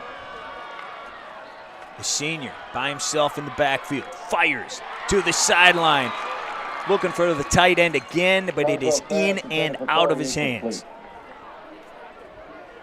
You can see the plan of attack. They're putting their big 6'2", 200-pound tight end here in the boundaries on Jakari Anderson and Brandon Horton, these cornerbacks that aren't as big, trying to hit these curls, these stops, these out routes, and that time just a little too low. Sam Corey couldn't adjust to it, bounced off his chest, and stops the clock, though. Well, that's great thinking. We told you that Jakari is only 5'8", Sam Corey 6'2", 200. So great matchup as far as the size go. Empty backfield again. Carswell on 2nd down. Looking right again. Fires too high this time to bring up 3rd. Carswell pass intended for number 2, Luke Goss, incomplete. Horton again with the coverage for the Warriors. Just couldn't get it over there to Luke Goss. Mason football, 3rd down. So it'll be 3rd and 10. Mason looking to knock off the Warriors for the 3rd straight time. Walled Lake Western's had that bad taste in their mouth now for 11 months, looking to get rid of it. They've got a 3-point lead with 27.5 seconds to go. Once again, they are empty for the senior. Looking to keep his team alive. He is hit as he throws, and that is going to bring up 4th down, Grant. Yep, and they are definitely not in kicking territory. Right there, Pasha Goffey, number 73, with the pressure. And good thing he got home, because it looked like the tight end, Sam Corey, was crossing into the middle of the field. Maybe he was going to be able to catch that thing, get down. But now Mason is sitting here with their back against the wall. 4th down and 10. Need 10 yards. You have a timeout. You get the timeout in. If you get the first down, you can kick a field goal, but got to get that 10 yards first here. Timeout, Mason. It looks like Mason's going to use their final timeout to try to figure out what they're going to do. If they do decide to kick it, it will be a 52-yard field goal. Long on the year is 42. So that's quite a distance longer. Yeah, that's, and you got to incorporate the pressure, right? The crowd's into it. It's colder out. 52 yards, that's a long way to ask your high school kicker to kick. We'll see what they decide here. They're going to go with what they think is best, whether that's trying to get the first down or if they do think, hey, Colin Winters, maybe he can kick it. They might roll him out there. But if I were to bet on this one, I would say that they're going to try to pick up the first down, which would then put them into right around that 42 yards, and then they have a better opportunity. Carswell's missed the last couple of passes. They did have quite a bit of luck there, though, on the first couple of plays of the drive, finding that sideline on the bottom of your screen in front of the Bulldog team. We'll see if they continue that. But only 23.2 ticks are left on the clock. Mason now out of timeouts. This will be your ball game. 4 strong here to the boundary, meaning you got 4 strong. Now it's 3 with Luke motion into the left. Casey looking deep. Got a man out there, and it is incomplete, but there is a flag. It's going to be pass interference against the Warriors, Grant. Mason still alive, as is this game, as we expected, coming down to the final ticks on the clock. Yeah, and just when it looks like it's going to be over, Stripes have other plans here. We'll check out the replay. We'll check it out. Lucas Price in coverage on Hayden Hendrickson. Kason Carswell just throws a beautiful ball out there, an opportunity ball. It's been going back and forth. It's hard to tell what's pass interference and what's not today. Some calls are getting called, some aren't. Right there, a little contact. I can see why the Stripes calls it. Whether you like it or not, Mason's sitting here with a first down and 10, 17 seconds left. Definitely in better position here for a field goal when they need it. Yeah, and that's a great call. Better position for a field goal. They are on the 20-yard line. The senior with it. He's going to the corner of the end zone. Got his man out there. Looked like it was brought in, but it was not. Goss right there. But how about Brandon Horton out there making the biggest play of the night? Great coverage, and Luke's got to be careful there. He's tiptoeing that sideline. If he steps out, he becomes ineligible there. But, I mean, Kason Carswell has put these balls on the money. That was perfectly placed, outside shoulder, back of the end zone. But Brandon Horton there playing through the ball, through the whistle, and you'll see it here. Watch this as Kason drops back. Understands, hey, I got my close receiver to me with a matchup fade ball. And Luke does a great job stacking the receiver, getting on top. Great no call, no flag there. But Luke, gosh, has got to catch that one. Man, he almost brought that sucker in with his right arm. But instead, 2nd and 10, 12.3 seconds left. Carswell going that way again. Got a man in and out of the hands of the tight end. And Sam Corey is now down. And you just called that Jakari matchup on Sam Corey there. Yeah. That was Sam Corey and Jakari Anderson going at it. Small versus big, quarterback versus tight end. Right here you see Jakari Anderson in coverage on Sam Corey. Sam Corey's 6'2", Jakari Anderson definitely not 6'2". Ball's right exactly where you need it.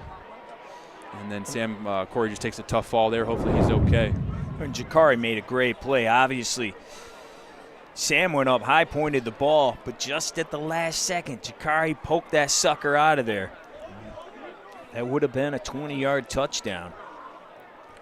I mean, these attempts here that Kason has given his receivers, you can't ask for better balls. I mean, he got the PI ball, exactly what you needed, 4th and 10.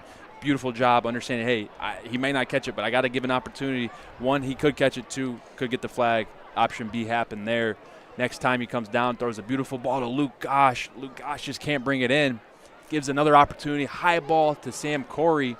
Sam Corey goes up, has it in his hands, but like you said, Ryan, Jakari Anderson there plays through the ball, doesn't allow that height to get in the way, plays big with a big PBU. Well, we're seeing what Western Illinois is going to get next year. Great balls out there by the senior. You know, and the Walled Lake Western staff told us this kid was a stud, one of the best QBs they have ever seen, and that is a great sign. Great thing to see right there. The big fella, Sam Corey, is okay, coming off under his own power. But Sam Corey, with his 5 touchdowns on the year, now off the field. 3rd and 10 with just 6 ticks left on the clock. What does that mean? That means you're bringing out your field goal unit. Colin Winters. Looks like it's going to be a 36-yard field goal.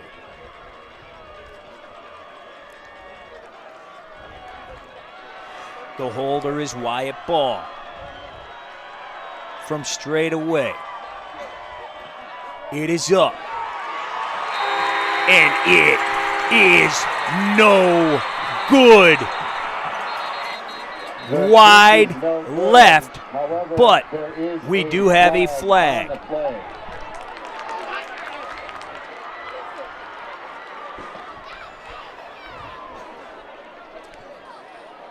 Plenty of distance on that ball.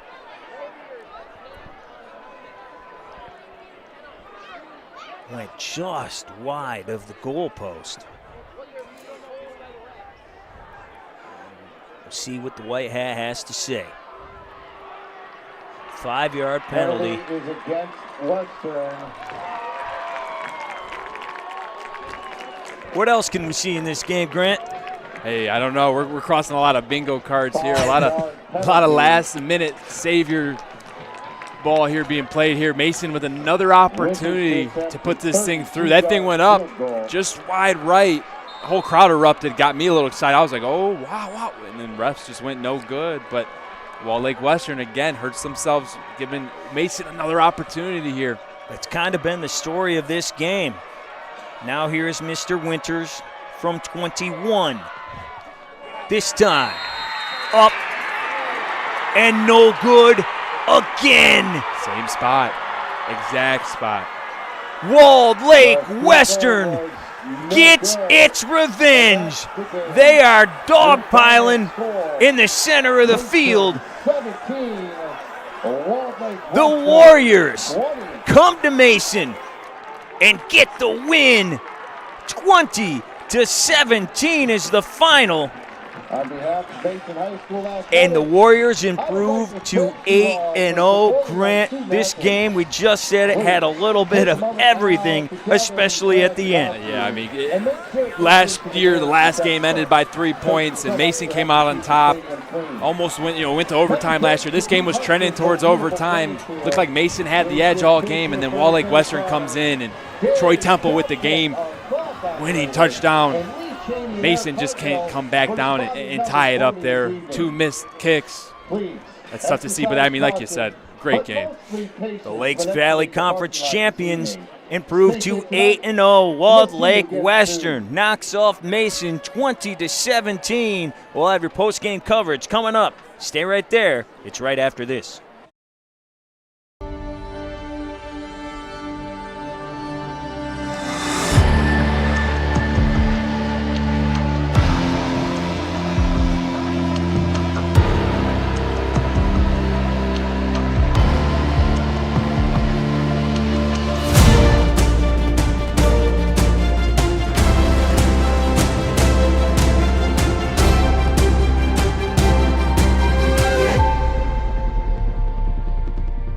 Numbers are important. Billions recovered for clients. 3 generations of lawyers. 50 years of fighting and winning. And now for the most important number of them all, 1-800-CALL-SAM. It's the number you call after an accident. It's the number you call to get the Bernstein Advantage. It's the best call you'll ever make. And it's the only number you need to know. If you've been injured, call Sam Bernstein Law. Everyone knows our number. 1-800-CALL-SAM.